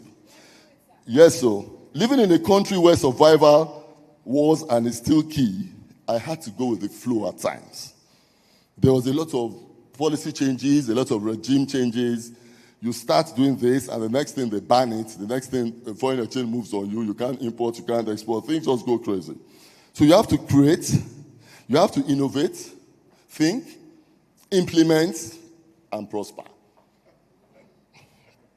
How do you survive in an environment without structure? We didn't get one bank loan growing our businesses. We grew everything from raw money. From zero to cash, we were building. I wrote a book recently called Unlocking the Genius Within. I've learned since writing it that genius is not enough execution. It's multiple streams of income coupled with passive investments that can enable assured stability and sustainability. It demands discipline and the right foundation. So 1, seek structure and value exchange early in your business. 2, start building passive income as you grow. My experience with passive income shows that as you grow your business, these little drops that you throw on the side might be your savior or your collateral in future. The biggest mistakes entrepreneurs make is putting money back into their businesses, onto their failed businesses until it crashes. Then that's how you borrow someone 1 million and they come back 3 weeks later or 2 months later and say, oh God, the money has disappeared. I don't know how. What do you mean money disappeared? Because you didn't know when to stop. My core areas of investment as I grow in business was 1, real estate. You can't miss it with real estate. 2, stocks and shares with knowledge. Make sure nobody just tells you invest in this one, because the people who control the stocks and shares sit behind the room. You must understand where you're putting your money and also when you're getting out. Don't put your money in any stock and share and go and sleep. Don't sleep, oh. By the time you sleep, they've cleared the money they want. Everybody's shouting. There's one particular share, everybody's shouting. When it comes out, you must know, what's your business? You buy a refinery. You better use your money well. They have everything is structured. His business has so grown, it's unbelievable. He just needed a laxing machine or whatever they called it. And that was what took him to another level. But after like 1 year, I told the Oga, it's enough. Go and do your stuff. But at least he showed that 20,000 could grow. Real estate, you can't miss it. Every real estate investment I put my money in has not only doubled, it has quadrupled, it has, I don't know what to say. And I don't buy finished properties. I buy properties from scratch or land. Because you'll be amazed at the percentage increase that you get. An easy example was some land I bought in Ekpe recently, 1.2 million each in 2022. Today, each plot is 18 million. Today, each plot is 18 million. What have I done since 2022? So who told you that some of you cannot put 1.2 million down? At that SME level, you're not going to get any money to keep. What has moved me from M to B today is real estate. If you value my assets, that's the pride that I used to tell you, yeah, I'm one of the people of the B level. Walk all the way down to the chain. So we have like over 100 people who are indebted and work with the business all the time. 5%, you have to be careful. So I've not been able to do that commodity trading thing where they say they will go and bring something from the north and it'll be 2% and they'll do it 5 times before it becomes 10%. I'm not touching that. That's not for me. But Elconsel now became the equipment supplier for most of the businesses growing at that time. The South African business, what were they called then? The Zimbabwean business, all of them, Econet, MTN. We were supplying them antennas, we were supplying them radios, and we're getting very high-value LPOs. Today, we run an organization that provides solutions for government in the telecom system. That's a call center. We manage the emergency response call center for the state government. And with that, we have about 500 to 700 plus staff that work directly with us. We're a small business. We're a very small business. So, personally, I invest in businesses and I earn my money in trickles. So I probably have like 20 or 30 sources of income.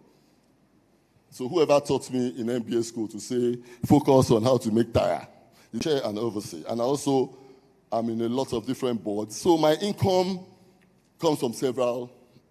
I can't. So if you ask me a question, what do you do? What did she say now? I'm an entrepreneur. I'll say I'm unemployed. I do have work. So don't ask me that kind of question. What do you do? How? I sell nothing. But I pay salaries to 700 people a month. So that's enough impact in the society.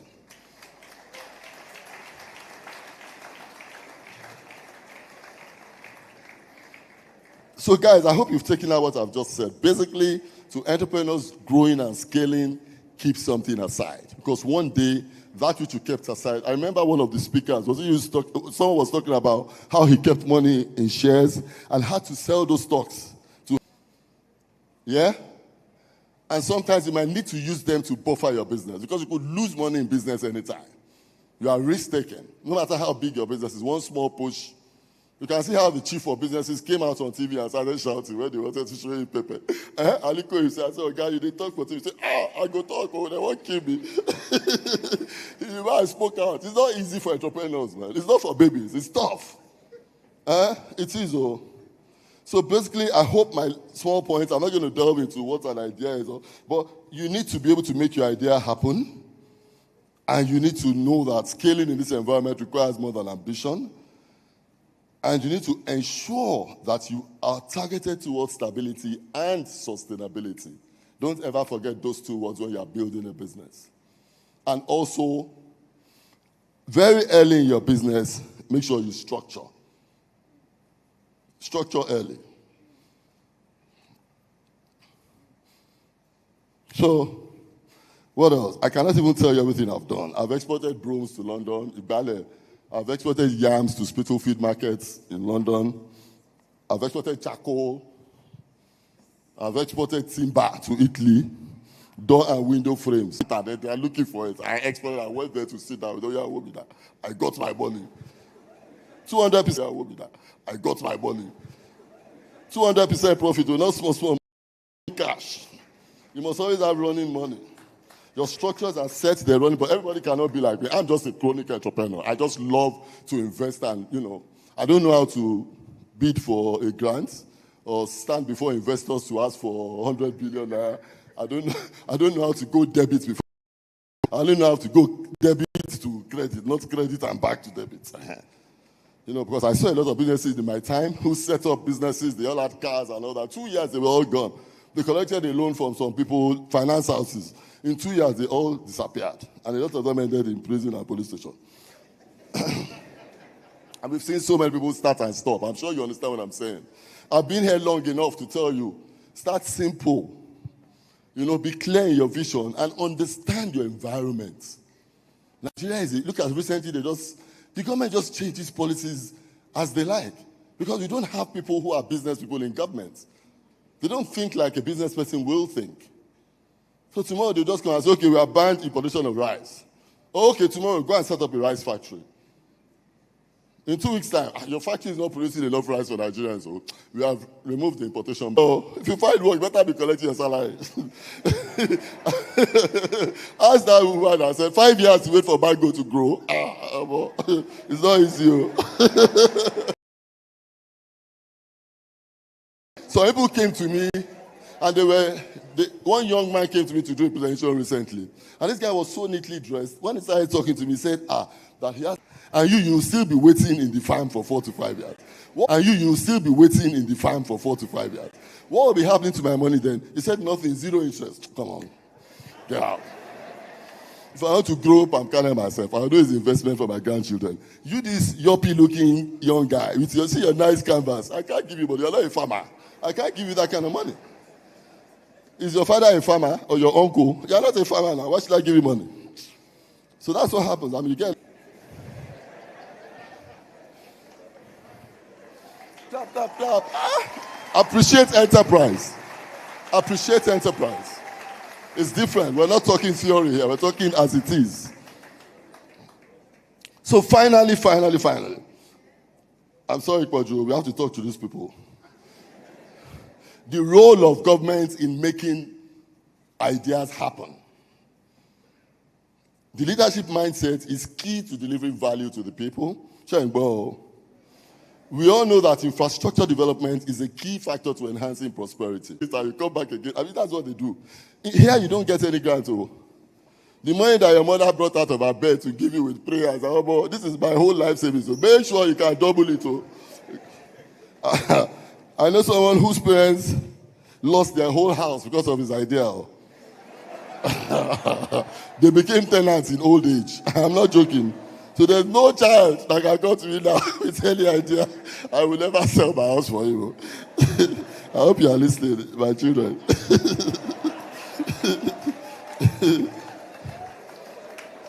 So primarily, all my investments and businesses have been people-centric. I usually make sure that I invest in things that will impact and affect a lot more people. And based on my tough experiences growing up, I'm talking 35 plus years as an entrepreneur, because I never actually could work 9 to 5. It was very difficult for me to wake up in the morning. Even on youth corps camp, the first military guy that walked into the room and said, everybody get up, and I said, God, stop there. How much is your salary? Don't touch me. Look at me. From today, don't move near my bed. I'm sleeping. I don't know how to wake up at 5 a.m. So the only time I ever got a bank loan was when banks actually come knocking on your door after receiving information from top corporates. Who's the banker here? Mabino. That you have juicy LPOs They practically come and beg you to run the transaction through them. So they go to the MTNs, the Equinets, the Cadburys, and they get the list of the top LPOs. I get LPOs with knowledge, so I do a knowledge exchange. I go there, offer a solution, and I get a result. And it's okay. Supply us this, do this, and then that's what happens to us. We're zero top corporates. They have a way they classify the bigger corporates. They will always give you money for those LPOs. So money is available. They won't give you money because they don't want you to throw people's money away. So go and prove yourself first before you come and get a loan. My biggest vision, my success, for me, success is not money because I will always get money. I don't need to have, I was going to throw a question forward. Would you rather get a 1 billion naira contract? Listen carefully. Or a system that gives you 1 million naira a day every evening? Why don't you want contract? Contract. Who said contract? Raise up your hand if you want a contract. Before you get the paper for that contract, you go waka. How many times people go to Abuja for one paper? And how much would they have collected from you before you collect the paper? Before they give you deposit. So if you have a system that works and gives you 1 million naira a day, 100,000 a day, 10,000 a day, you are a rich man. You are a rich man. I'm not my formula, but that's how life is. Life is easy. There's no stress. Everything you want, I can. I don't even know why Pastor Chupo invited me here today. Is it because you have been seeing me or this guy, I've seen him on preacher. He said, "This man, where do you live?" I said, "Don't worry. When I look at the sun outside and I think it's dark, I just go to the airport. I'm traveling. I'm going. I've tried. I've worked for it. And it doesn't have to be any. I don't even have a bank balance of 1 billion naira, but I have multiple streams of income. That's a different formula I'm giving you today, a formula that nobody has heard before. But that's how to run it. Multiple streams of income. So, my interest in government started a couple of years ago when I said that we can't keep doing this. We need to give structure. Let's talk to these people and see what's going on. So, I think 20 years ago, there was this project that the federal government did during Obasanjo's regime. It was called You Win. Who heard about You Win? Anybody hear that heard about You Win? Right. So, You Win, Ngozi Okonjo decided that she would use You Win. She would give You Win to a stable organization that will help them do all the checking.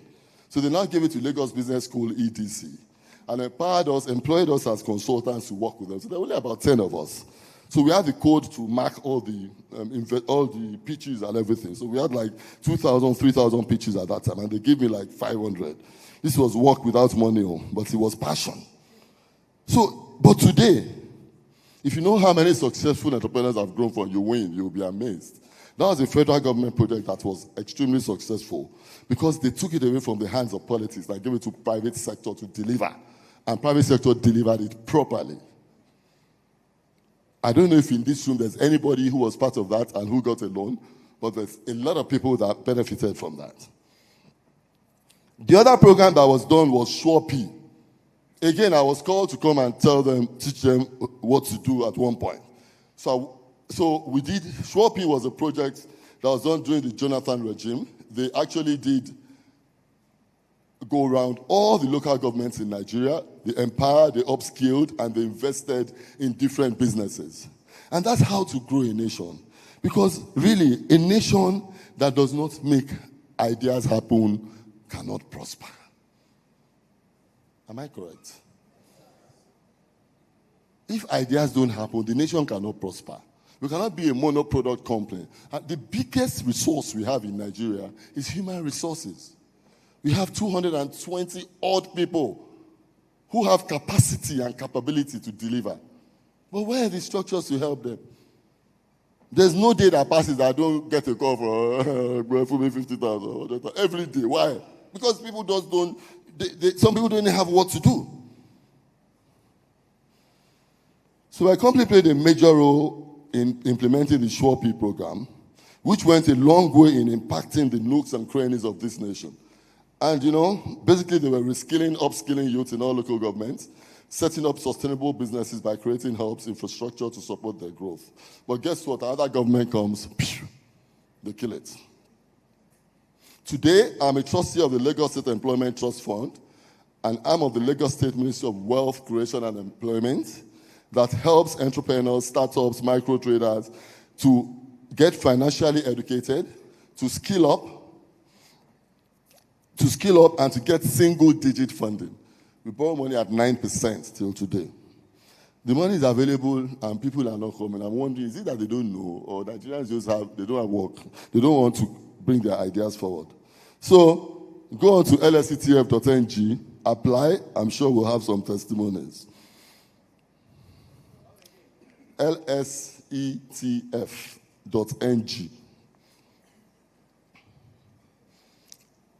The deal with the trust fund is that they have a lot of top quality private sector individuals who form the board of trustees and work. They don't work with the government. There's a quasi-PPP structure that ensures governance and ensures that all the monies are done and loans are given out the right way. So my charge to federal government, the only route to making people happy is to independently set up a national structure that will reach the nooks and crannies of this nation. Using a PPP structure that will be independent of political will to enhance delivery and sustainability. Wealth creation, national structures such as this will impact the people and lead to prosperity of the nation. We have resources. The human resources can make things happen. An entrepreneurial nation that makes its citizens' ideas happen is a prosperous nation. So going forward, before I round up, I'll just mention a project that we're starting again. Don't tell me that I have too many projects, so I don't work anymore. Other people do the work. We set up the structure, we scale it, and we give it to other people to do, and the income keeps coming in. So I can travel. Next time I see you, I'll make sure you don't see me. Pastor. We are trying to empower 1 million entrepreneurs because the fourth industrial revolution is here, and it is time for Africa to own it. We have 75% young people growing up in Africa, and we need to make them impactful to the world. How do we do that? We need to upskill you to international level and to ensure that you can deliver. But one of the simplest methods is, I'm sure everybody has tried to get a skill. You've tried to get onto Fiverr, Upworks. What are all these other things? I hear there are problems. Once your IP shows up, you get knocked down. Is that correct? And somehow, even payments, they say if you don't have PayPal, you can't pay. What's wrong with our pay and what are they called? What's the other one? Money Point. And yes, what's wrong with them? We need to use our own platforms to run. They must allow us to do that. But if they don't, you know what? Like I say, if you don't want us to work on your structure, we will set up our own. We're enough. And I'll give you a simple formula which I've been thinking about, which we have also started. We're not thinking again, it's gone to implementation. So when you think, you execute, don't wait, just start executing. And we're building a platform that will enable young people deliver services to everybody internationally. This is the world of AI. And once you get certification in AI prompts, and you also have all the basic skills, virtual assistants are needed all over the world. We call them business support specialists. Everybody needs a PA. In America, there's funding for small businesses who are starting up to employ somebody who will help them build their little structures. We've tapped onto that. I was speaking at one of the talks at the Global Entrepreneurship Conference a couple of months ago, and when we muted this idea, we had 200 people register immediately. That yes, they won't mind getting people from Africa to help them to back up their businesses. So we're talking business support specialists. But I went further to say, okay, why are we even doing that? How many Nigerians live abroad? I'm sure there are more than 1 million. And I'm sure they need services in Nigeria. They want someone to go and see their mother, to go and see their father, to go and check the car they parked in the house, to go to their land that they bought in Iguero that the chief, the Baile has collected. And, so they need all that. So we can't sit here idle and not get connected to the world. So my job is to ensure that I establish the handshakes, and may God help us. Thank you, Pastor Poju.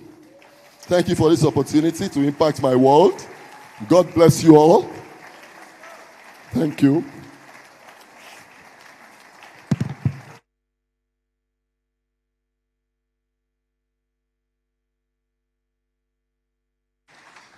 Keep clapping.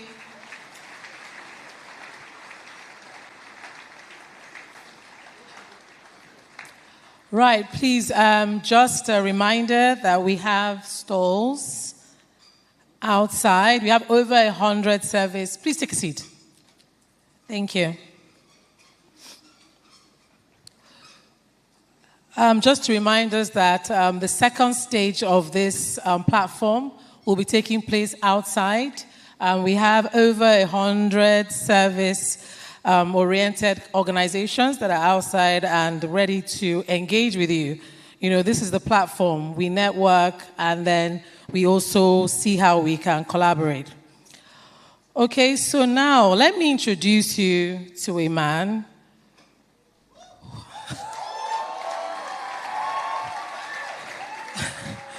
who doesn't just speak about businesses. He redefines how leaders think about growth, scale, and execution. Across continents and across boardrooms, across industries, he has consistently challenged one thing: can your idea survive reality? Vuzi Tembekwayo is a globally acclaimed entrepreneur, venture capitalist, author, and one of Africa's most influential business thinkers. Widely known for transforming how leaders approach growth and execution. He's the founder and CEO of My Growth Fund Venture Partners, where he supports high-growth African businesses with capital, strategy, and scale frameworks. He's also the founder of the School of Scale, equipping entrepreneurs with the discipline required to build sustainable enterprises beyond ideas. Vuzi has advised governments, multinational corporations, and founders across continents, consistently challenging them to move beyond inspiration into structure, systems, and measurable results. He represents execution at its highest level, where ideas are tested, stretched, and proven through scale. Ladies and gentlemen, get ready for clarity, structure, and truth. Please put your hands together and give a warm platform welcome to Vuzi Tembekwayo. Come. Thank you so much. You're welcome. Thank you.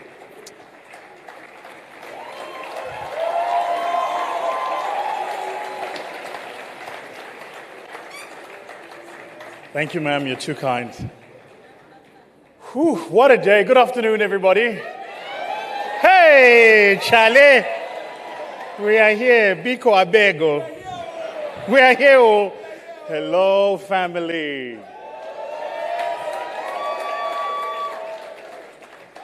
All right, let's get started. I'd like everybody to take a seat, if you don't mind. I have 5 ideas that I flew 11 hours and prepared 50 slides to come and share with you. And I have to do all of that in exactly the next 30 minutes. So with your permission, I know I'm good, you know I'm good, we all know we're good. We're going to get right to the meat of what we're sharing today. Is that fair? Excellent. I need my clicker, Emmanuel, to get my slides to move. There's no clicker here. There's microphones, which I'm happy to speak into. But it'd be great for me to get the clickers. So before we get started, can I just say, this morning my experience in traffic was much better. Much better than last time. I'm not sure if it's something the government has done or if it's because they removed the fuel levy. But whatever it is, it's Workers' Day, indeed. Secondly, can we acknowledge my brother, Pastor Poju, for putting this together? Come on. Yeah.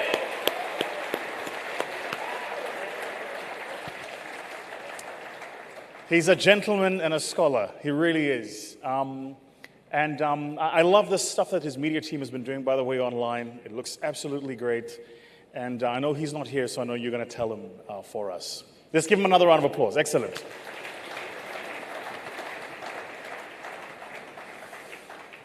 The third thing I wanted to say before we get started, and please, chaps at the back, you're not allowed to run my time yet, because I'm still waiting for my clicker. So as soon as my clicker comes, then you can time me down. I'm already timing myself. Thank you so much, ma'am. Can we give her a round of applause? Great work. The third thing I wanted to say is this. You should have the privilege of being offended in life. Offense is good. Because offense means one of two things. One, that you care enough about whatever is being said, or two, that what you have believed has been so wrong that you're being challenged. So I gave myself one very simple mandate coming here for my third platform. To offend you. That's all I came here to do. And I hope that in our time together, you're going to be offended. Chaps, if you can put up my slides, please, that'll be great. Let's get started. So I hope that in our time together, I'm going to share with you some ideas, share with you some principles, share with you some thinking that should offend you. You should have the privilege of being offended. Offense is fantastic. So on screen, typically what they do, my team forces me to do this, like, introduce yourself. I'm like, people know who I am. I know who I am. But I have, by God's grace, the privilege of being the founder, no longer the CEO, but I'm the founder and chairman of our School of Scale. This is our accelerator program that we first started when we were actually forming our venture capital firm circa 2016. We celebrate 10 years this year in our VC firm, My Growth Fund. Thank you. To God be the glory, truly. But we started first as My Growth Fund Accelerate because we were helping entrepreneurs that we had invested in. Because here was the problem I realized, Pastor Poju. The problem was this. We were taking this money and investing it in these businesses. And for our first fund, we couldn't get institutional backing. And so I was lucky that I'd exited a business. So I took my own money and I thought, well, if they won't give me the money, I'll put my own money down and I will prove the thesis. And here's what I found. I found that there was a correlation, not necessarily a causation, but there was a correlation between entrepreneurs, their race, background, and their propensity for success. That if they were young, black, female, and from a poor background or from a village, they were most likely to fail. And then I realized that all of the white male entrepreneurs that we were helping, investing in, who were scaling businesses, weren't celestial beings. Nowhere in the Bible did it say that on the 8th day God invented them. They were just like you and me. So the question I wanted to understand was this. What is it they knew that we didn't that allowed them to succeed? First, I was offended, then I spurred into action. And over the past 10 years, we have refined our work, refined our thesis. We have tested it so well that today the School of Scale is in South Africa, we're in Ghana, we're in Kenya, we're in Zambia. We just opened an office in Jamaica because we've signed a massive deal in the Caribbean islands, and our head offices is in Delaware. So I can speak about the work we do with some semblance of certainty. We know what works. I'm going to share with you a little bit of that today. I also have this podcast called Ideas That Matter. Here we are. Last year, we won Apple's, we're on the top 4 globally under the Apple category for business podcasts, the only African podcast to feature in that series. And here's why that's important for me, and I'll make the point very quickly. If you look at the world and you look at popular culture, you realize that Africans are overrepresented. And I'm going to share with you a little bit about what I mean in a moment. But just look at our conventional history. You look at music, Africans. You look at theater, Africans. You look at Hollywood, Bollywood, Nollywood, Africans. You find us everywhere. The only place you find the Africa story absent is business. You look at our politics, Africans. Liberation movements, Africans. But the minute you talk business, commerce, P&L, balance sheets, suddenly the African voices are few and far between. And here is the problem. Every single one of our ambitions is not possible unless we control resources. And secondly, we come from the world's most resource-rich part of the world. How can we have the resources but be poor? Something is broken here, comrades. Anyway, I also chair Watermark Africa Fund. That's our private equity firm, now year 6, based out of the DIFC in Dubai. And most recently, I've been raising a fund called 154. I'm very proud of the name, by the way. 154, one continent, 54 countries.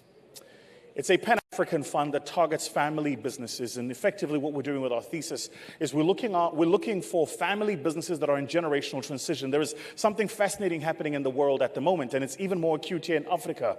Generational business owners, family businesses, the person who founded that business is no longer old enough to run the business, but typically what's happening is their children don't want to run their business. They've all become chartered accountants and lawyers. They've gone on to work in other parts of the world, and yet they've built these businesses that are the bedrock of many of their economies. And so we're just about to hit first close in that business, and I'm very, very excited. And then apart from that, I write some books. Nothing major to mention there. Sold over 1 million copies. God is good. God is good. All right, let's get started. Just to make sure that we're all on the same page and to prove to you that I'm not an AI, and knowing how long you've all been sat down, I'm going to play a little game with you. I'm going to give you some emojis. The emojis are going to be a brand, and if you know the brand, just shout it out. Here is the first one. What brand is this? Emmanuel, can I get my coffee? What brand is this? No, it's not Vusitembe. Think about what this symbolizes. Netflix.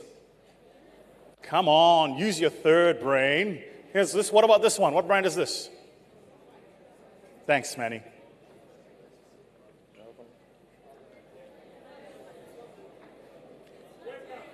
BlackBerry. It's trailing. Oh, I see. You guys are trailing. I see. Are we all on the same page, guys? This screen and that screen are showing different things, eh? Red Bull. All right. Now here's what it is that I want to speak to you about today. If you have a pen and paper, I want you to write down these two words. These are the two words that I'm going to speak to you about today. Put it back on screen, guys. Don't take it off, please. Very important. I need it back on screen consistently. I see. You're having a problem with the run? We go back. There we go. These are the two words, guys. Founder's mindset. Founder's mindset. This is what I came to talk to you about today. My thesis, which I hope offends you, is that not every single business owner is a founder. Not every single entrepreneur is a founder. Not every single leader is a founder. There are a set of things that make founders different. The most important of these things is that founders know that there will come a time when the thing they have founded has outgrown them. In fact, they build it intentionally so that the thing they have founded outgrows them. And so my challenge for us here today is going to be sharing with you what is in the mindset of what it takes to be founders and how founders build and scale their businesses. Manny, can I get like a tissue or something to wipe while I'm up here? That'll be great. Thank you so much.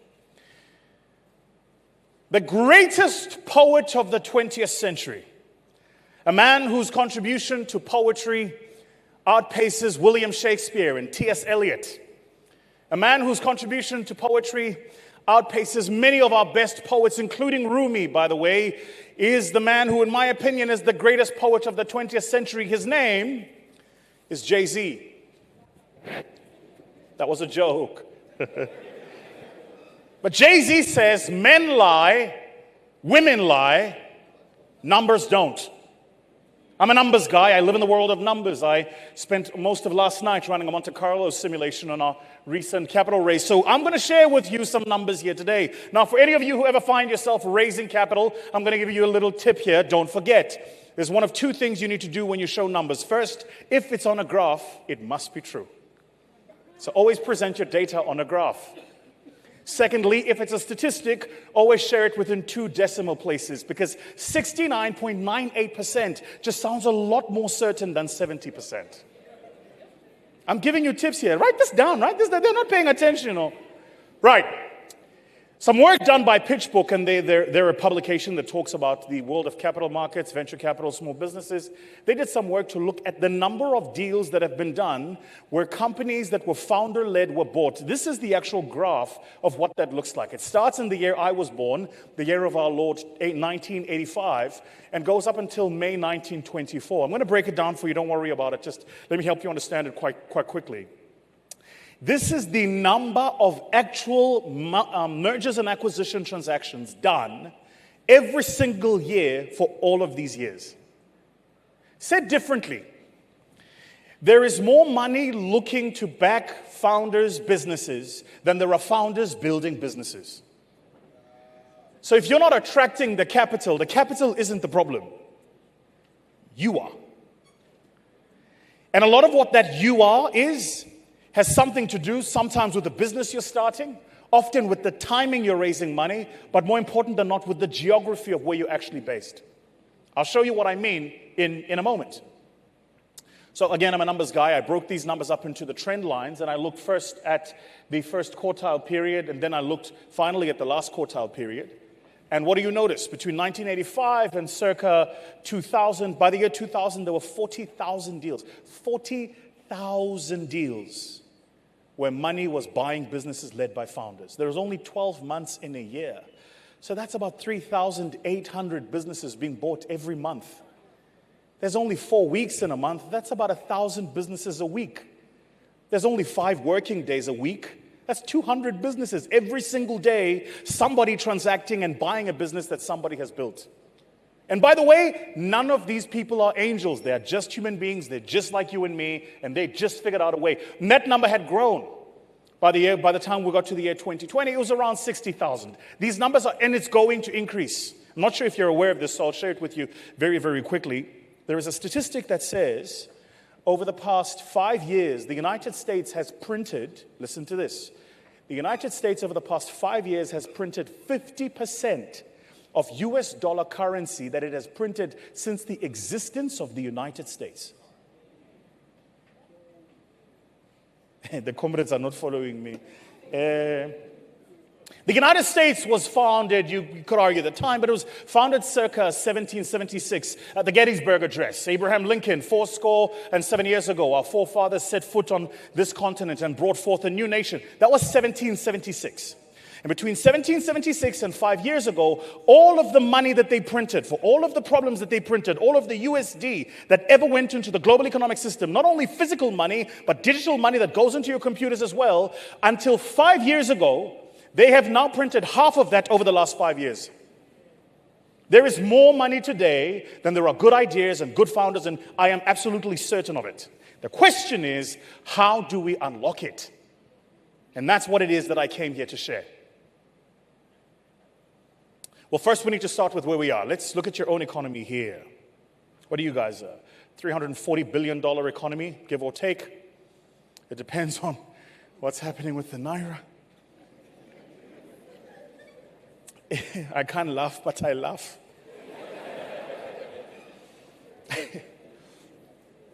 So think about 4 key markets that you could build in, right? So first yours, second your neighbor, who, by the way, I was there a week ago. They said I should tell you that they have better jollof than you do. Not my words, Charlie. But they're a $115, $120 billion economy, give or take. And then, of course, Kenya, where I was transiting through 3 days ago. We have a business in Kenya. They're a $140 billion economy. And then, of course, the greatest country in the continent of Africa, my home, South Africa. Now, the largest economy in Africa. I need to tell you, we are once again the giants of Africa. I just want to remind you that there are 2 countries in Africa. It's South Africa and everybody else.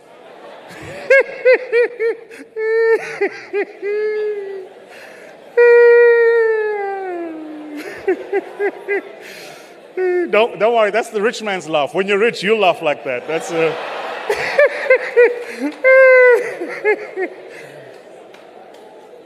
See, when you're poor, you laugh like you're fighting. No, I don't. I'm not fighting anybody.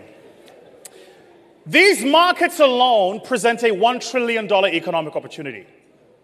So, more money being printed in the world than has ever been the case, more money making rounds than has ever been the case, and that money must be invested somewhere. It's looking for founders to build businesses. Then we are in an environment that presents, at the very least, a $1 trillion economic opportunity. But what you must understand is that legacies are not hoped for, they're built. So the question is, how do you build a legacy? The first thing you must do is you must understand your context. The context in which you're operating, ladies and gentlemen, is everything. Context in which you're operating. I'm going to quickly share with you the context of Africa. First, sub-Saharan Africa, which we are in, presents the largest economic growth opportunity of any other region in the world. Of any other region in the world. And that, by the way, includes the United States. It includes advanced economies. We present a 4.6% economic growth opportunity on aggregate, just in this region of ours that we call sub-Saharan Africa. Second, we are the world's engine for growth. Why? Because we have the world's youngest population. We have the world's youngest population. For what it's worth, Europe is old and getting older. Why do you think they are so keen to take young Africans who are qualified? You think they're doing it out of the goodness of their heart? These visas they make available for us, suddenly when we qualify as engineers and software engineers and doctors and lawyers, they're doing it because that's what drives economic growth. They need us there. I can assure you, need us far more than we need them. Europe is old and getting older. The Americas are kind of stagnant. Asia is slightly younger, set aside Japan, which has a number of structural problems. But if you look at the Africa story, just look at those numbers, guys. Over 50% of the population of Africa is under the age of 50. In your country, Nigeria, over 50% of the population here is under the age of 18. Do you know what that means? That means there are over 100 million people who are not yet economically active. So if I was building a business, where would I build it? In Luxembourg or Liechtenstein, where the population is less than 10 million? Or would I build it in a place where the population of people who are not yet economically active is over 100 million alone? The problem with us is we don't know how to execute on this opportunity. The data's there. How do you execute on it? Second point I want to make. Standards of living are improving. Most of us here, I imagine, didn't grow up in urban areas, but you live in one now. Because we're all urbanizing. We're all moving to the urban centers. Our standards of living are improving. Our connectivity is improving. Suddenly we have the internet. We can download things, and internet speeds are getting faster. I see you guys let that South African guy called Elon Musk come and launch Starlink here. You should have listened to South Africa. Because I want to believe that he's done something like triple the prices over the past few months that he's been here. Good luck. Good luck. You're going, hey, you don't know what you've done to yourselves. Us as South Africans, we shall watch you suffer well. Third, where will this engine for growth come from? So I'm going to give you two comparative analyses. The first I'm going to do is show you the world's largest companies 10 years ago and circa now. And then I'm going to ask you, what does this look like in Africa? These are the world's largest companies in 2011. And what do you notice? Of the top 10 largest companies in 2011, only three are technology firms. The other 7 are not technology firms. Now fast forward 10 years. And suddenly 10 years later, only 2 are not technology firms. This was 2021. This is pre the IPO of SpaceX, which is about to take place. It'll be the largest IPO in the history of IPOs. Until recently, that record has been held by Saudi Aramco. A lot of people don't know what the Aramco in Saudi Aramco stands for. It's the Arab American company, because it was the Americans that helped the Saudi Arabians actually create much of what is today their oil industry. Their relationship goes back many, many decades. This is the world. Fast moving and moving into the technology space. Now look at us. Come to Africa. These are Africa's largest companies. Of course, dominated by South Africa. Of course, dominated by South Africa. Just sharing with you that you guys don't feature there. No, I joke. But what do you notice? About 3 of those are technology businesses. Much of them are actually agricultural and mining businesses, because the truth is, Africa is still an economy of holes. That's what Africans are really good at. We're very good at holes. We're good at digging them and pulling things out of them, mining, or digging them and planting things into them, agriculture. It isn't to say we shouldn't use the technology advantage, but it is to say we need to play for the game we have been gifted. So I came to ask a question: who here is going to build the business for the future? So that was the first point I want to make. Second point I want to make: capital follows scale. Capital follows scale. Tosin was talking earlier about his journey at Money Point. And what did you notice when he first opened his presentation? He shared with you guys the macro data of how big their business is. He wasn't sharing that with you to impress you. He was sharing it with you to let you know capital follows scale. He's been able to attract the capital he's been able to attract because he's been able to build a business that's scaled as fast as his business has scaled. I should say it's something that I'm constantly moaning about to my own peers in South Africa about. The rate at which yourselves here have been able to scale technology businesses is just mind-blowing, absolutely mind-blowing. But capital follows scale. And if capital does follow scale, then what are the 4 things you need to scale? This is what the data tells us. The first reason most entrepreneurs in Africa don't scale is because they don't know how to synthesize their operations. Tosin was talking about it. He spoke about standard operating processes and procedures. He spoke about running a rules-based environment rather than a people-based environment. In our environment, we call it synthesizing the operations so that even if you are not at work, work continues. The second is most African entrepreneurs don't know how to implement growth drivers. Every single business has 3 things that if you did, the business grows. Everything else is traffic. And so what most African entrepreneurs do is you're managing noise.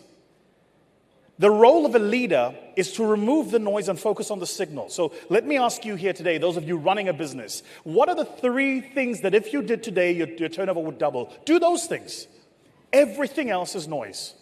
And if you don't know what those 3 things are, your homework when you leave here is go and find out what are the 3 things I should be doing. Third, build based on insights.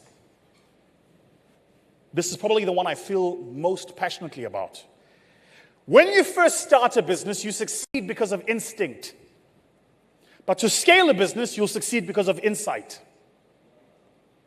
You start a business because you feel it in your stomach. You can get a sense that something's going to move. Someone says to you, this is what we need. And so you start trying something, testing something, going to market with something. And you go, wow, this actually works. That's instinct.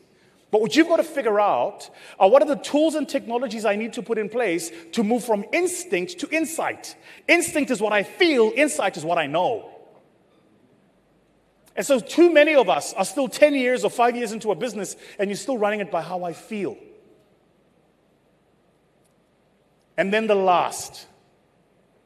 When you're managing people, if you do not have the ability to align incentives, you will fail.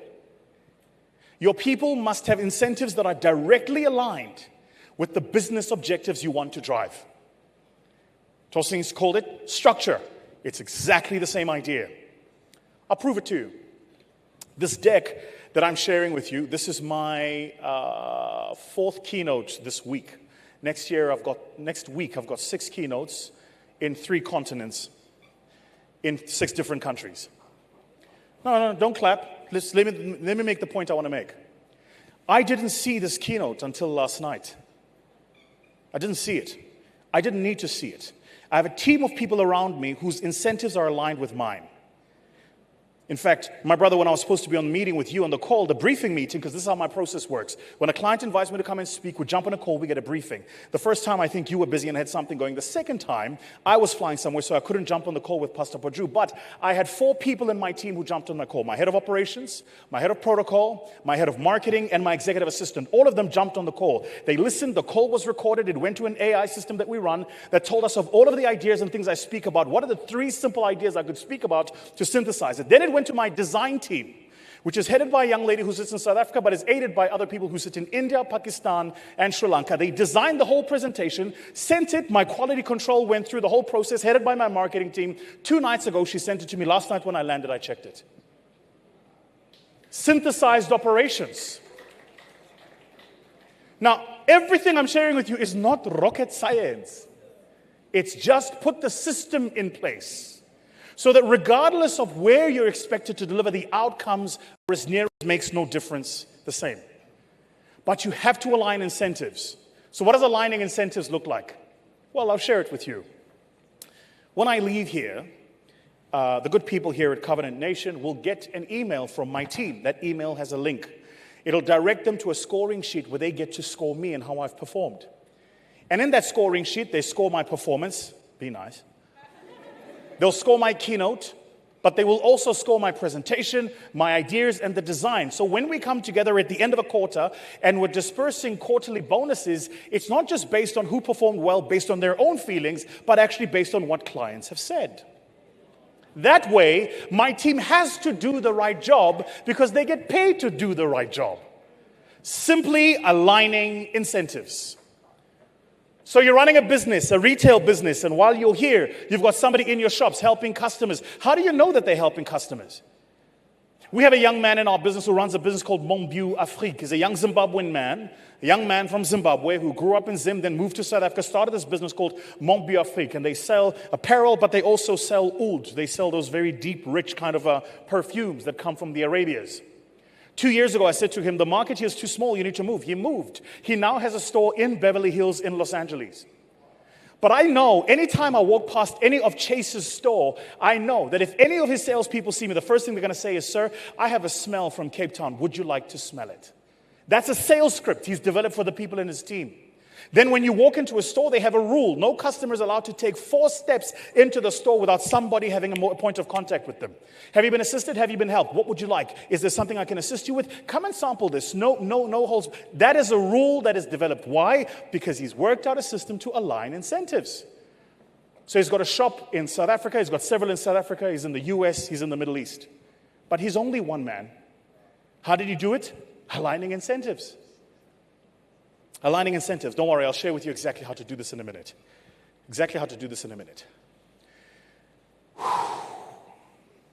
Let's all take a deep breath. This is a lot. I know. I came with fire. Holy Ghost fire.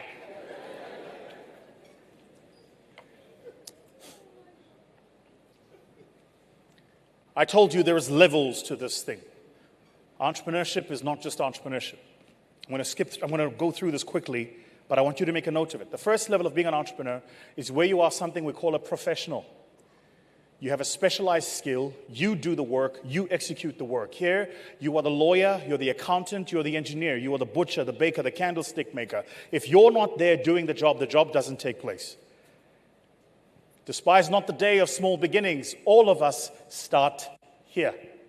Every single one of us. I can assure you that all of the entrepreneurs you've heard from today started at this point. The problem is, the issue is they knew not to stop here. The second level is where you become.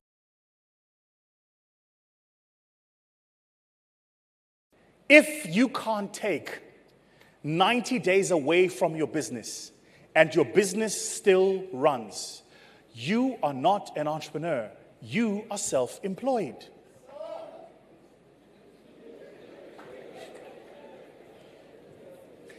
True story. I said that at a conference in the US, and this lady at the back said, bullshit! And she threw something at me. I'm not joking. Because it's an offensive idea. It's an offensive idea. How many of us here have been running a business for 5 years, but you can take 3 months and your business runs? It's an offensive idea. It really just is. And by the way, some businesses you can't do that with. And that's okay too.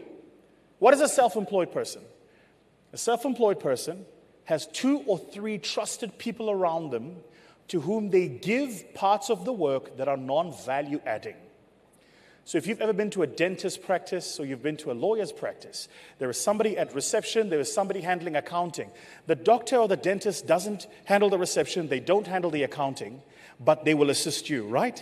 Yes, that doctor or dentist is no longer just a professional, they are now self-employed. Yet, there are some doctors or dentists who run dental practices, and there is a doctor and a dentist who runs a dental practice. It's pretty clear this is not a skills issue. This is a structure issue. So the second level is where you become self-employed. The third level is where you become a business owner. There are a few things that differentiate these, and I'm really skipping through it. We do a 2-hour masterclass on just this material. But there are 3 things that differentiate this. The most important thing about business owners is this. They spend time writing down the rules and the code for their business. Not implementing it, writing it down. So the question for us in this room is, how many of us here have spent time writing down the rules and the code for your business? Emmanuel, who's been helping me. Emmanuel, stand up, let them see you. Lovely young lad, sir. He's really great. Emmanuel, who's been helping me with my protocol when I arrived. Emmanuel, I called you last night when I got off the plane and I said to you, they're taking me through the bus, right? Had we spoken before that? So where did I get Emmanuel's number from? We have a system internally in the firm that when we briefed the client would have sent us some information. Emmanuel's number was on that system. My head of protocol got his number. And my head of protocol is off preparing for me to be where I'm going when I leave here. So he said, this is the young man you're going to deal with. I said, I can go to Nigeria. I know Pastor Poju is my brother. We're good. So I land, and Emmanuel and I started speaking immediately. I come off, this is a true story, I come off the bus, as I go into the airport, Emmanuel had another young man who came to meet me. I forget his name now. I think his name was Moses or something like this. Another young man who came to meet me says, sir, I'm so-and-so from Covenant Nation. I'm going to take you through the whole process. Which means someone here at Covenant Nation knows that when you're receiving VIP guests, you want them to go through the airport experience at Mutala. Love the airport, but we need to talk about that experience. But somebody here knows well enough to make sure that your clients go through that experience seamlessly. It doesn't happen by osmosis. Somebody wrote it down. Do you get it? If you don't get it, forget about it. Thank you, Emmanuel. You can sit. A level above that is where you become an entrepreneur. An entrepreneur doesn't just write the rules, they implement the rules and they scale the rules. Follow me here because what I'm about to say next really matters. When you start implementing the rules, a few things go wrong. This is the difference between real life and your Excel spreadsheet. The Excel spreadsheet said, by month 6, you should be turning a profit. Do you know why it said that? Because you put in a set of assumptions that allowed you to think you can dictate reality on Excel. But you can't. So when you start implementing your rules, the real world is going to slap you back. You implement rules about etiquette and how your people are supposed to receive clients, and then suddenly you realize you have employed people who don't have a culture of hospitality. Which means you either fire them or train them. That's reality slapping you back. You implement rules about how customers are supposed to pay you 15 days before you do the work, and then suddenly you realize your biggest customer wants to pay you 30 days after the work is done. That's reality slapping you back. So what happens when you start scaling these rules is entrepreneurs fall into this thing, it's 2 words, write it down. Implementation fatigue. It's when you do and you test and you try and you fail. Then you do and you test and you try and you succeed. And you go, whew, oh, that worked. And the minute you think it's worked, the next time you try it, it fails again. Have you ever had somebody in your business do something they know not to do even though you've told them not to do it? That's implementation fatigue. Here's what happens. And anybody in this room who's been in a relationship with the same person for longer than 10 years knows what I'm about to say is true. The same person is important. There comes a point when you fall out of love and into life. At the beginning of your business, you're in love with it. It's a great idea. It's the first customer, second customer, third customer. And as they're experiencing it, you're loving it. Then comes a time when you're just tired. You're tired of waking up early. You're tired of not making payroll. You're tired of missed installments. You're tired and you're tired and you're tired. That's when you're no longer in love. You're now in life. And that is the valley where scale goes to die. Because at that point, you have one of 2 options. And I myself have been at that point several times, so I know what I'm about to say is true. The first option is stop and go back. I'm going to stop and go back to the small business I used to run when I used to deal with the customers and I delivered the work to the customers and I loved my business. 90% of people stop and go back. But there is a special 10% who push through, who understand that the way to break that isn't to get smaller, is to get so big that that doesn't matter. I can assure you that of every single one of the entrepreneurs who've spoken to you here today, all of us are dealing with some or other problem. That's business. Business equals problem. I have a rule with my team. I don't mind dealing with a problem. I do mind dealing with the same problem twice. I deal with a problem the first time. We write down rules about how we fix this problem. Then I hire somebody to fix the problem because my time is too expensive to fix problems. Nobody pays me to fix problems. They pay me to find opportunities and to monetize them. That's why I hired you. You are the problem fixer. I am the problem identifier. It's very nice for me. I find it, you fix it. That's business. There's an old expression, the poop flows downhill. That's where it comes from. That's why the best place to learn about business is to learn business from somebody who's built a business. Because they will give you all of the problems they don't want to deal with. And by the time you start running a business, you know exactly how to deal with those problems. I'm cognizant of time. And then that last note is how to be a founder. How to be a founder. What do founders do different to everybody else? It's quite simple. Founders plant a vision, man. And then they build people around them who can go and make that vision true. That's what founders do. And I don't want to preach here, but that's the lesson we learned from our Lord and Savior. The man was only here for 3 years, and he built the world's fastest growing, largest company we have ever seen. And he did it just by training, think about it this way. He did it just by training 12 people. That's all he did. He gave them a simple idea and a simple message. And he spent 3 years with them, and he trained them. And for those of you here who are believers, you also know that each time before he would spend time training his people, he would go and fix himself first. And so the question for those of you entrepreneurs in the room is, when is your quiet time? Get off the phone, get off the social media, turn it off. Go and spend some time away, shut it off, go and spend a week away. How are you going to hear what the universe has for you, what God has planned for you when you're still streaming in and you're on the latest thing on the social media feed? I have a theory. Leadership is a mirror. Your ability to lead people is a consequence of your ability to lead yourself. And until you lead you, you have no business trying to lead other people. Until you deal with your demons, you have no business trying to mentor other people. Start with you. And so my hope for every single person in this room is that you would spend time being intentional about being a founder and spend time being intentional about scaling businesses. I'm going to end with this. I come with tools, so here is a tool for you guys. We built a DNA tool. I built it actually for the team here that you can take as an entrepreneur. And what this tool does is it allows you to understand your own space, your own strengths, but also your own areas of development. The reason the tool is important is so that when you leave here from this conference, you have a diagnostic report that tells you what are you good at and what are you not good at. This tool focuses on 6 key areas of entrepreneurial development. That if you can learn which of these 6 key areas you are strong at and which of these 6 key areas you are weak at, it'll also give you a diagnostic of things you need to go and do so that you can improve yourself.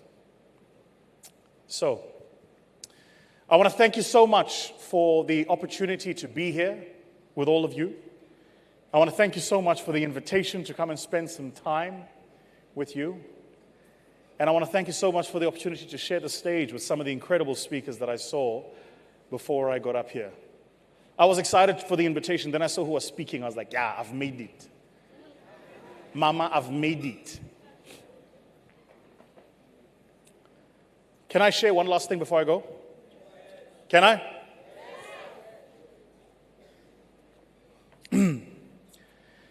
I was thinking long and hard about if I should address this before I go. But I think as a leader in society, it's important that I take this platform, literally, this platform to address these issues. You guys are aware of the issues that are taking place in South Africa at the moment, I'm sure. You're also aware of the tone, the language, and the texture of these issues. I want to make 3 absolute statements. The first is this. Contrary to what you're seeing on the media, South Africans are not xenophobic. Contrary to what you're seeing in the media.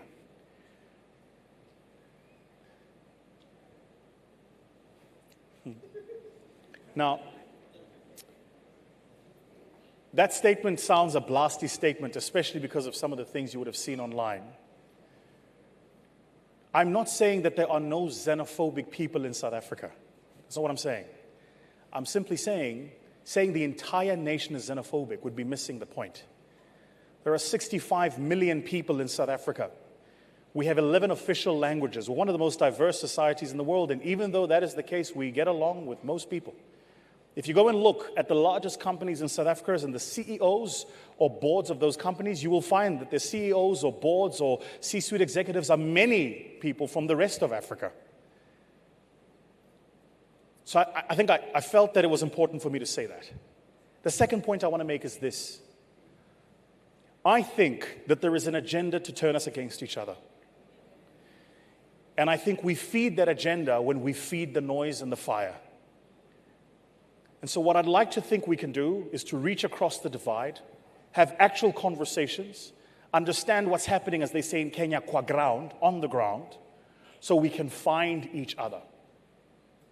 And then the third point I want to make is this. I was in Ghana last week. I went to the Kwame Nkrumah Museum. While I was in the Kwame Nkrumah Museum, I learned that Kwame Nkrumah, the man who is arguably the liberator of Africa, the first liberated nation in the continent of Africa was Ghana, 1957. And the man who liberated that nation was removed from power through a coup by his own people. Then I started reading about the history of your own nations, and I learned that you've had several of your own coups. And then I looked at what happened in the Congo, and I realized that Patrice Lumumba was removed by his own people.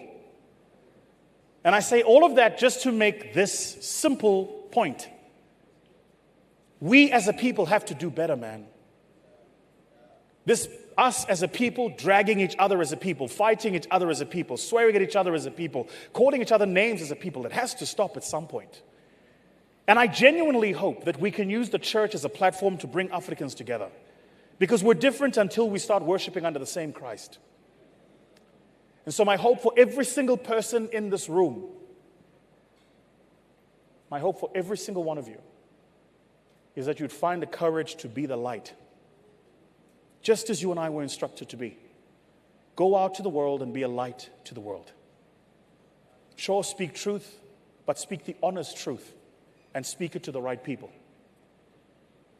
And if we must call each other out, let's do it to each other. Let's avoid the theater of the rest of the world watching us saying, you see these people again, they can't get along. That's why I'm so passionate about the work that my brother Pastor Poju does with the platform. That's why I said to you some years ago, the platform has to be the platform Africa, and you executed on that. And I think it's important that we allow men like Pastor Poju to do the work that they do so that the rest of us can meet in spaces like this and exchange ideas the likes of which we have done.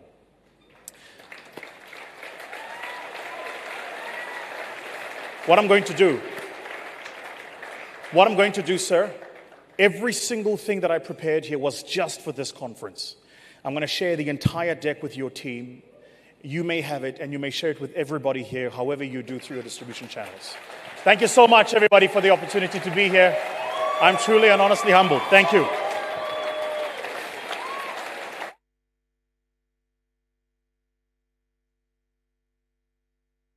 Keep clapping. That was amazing.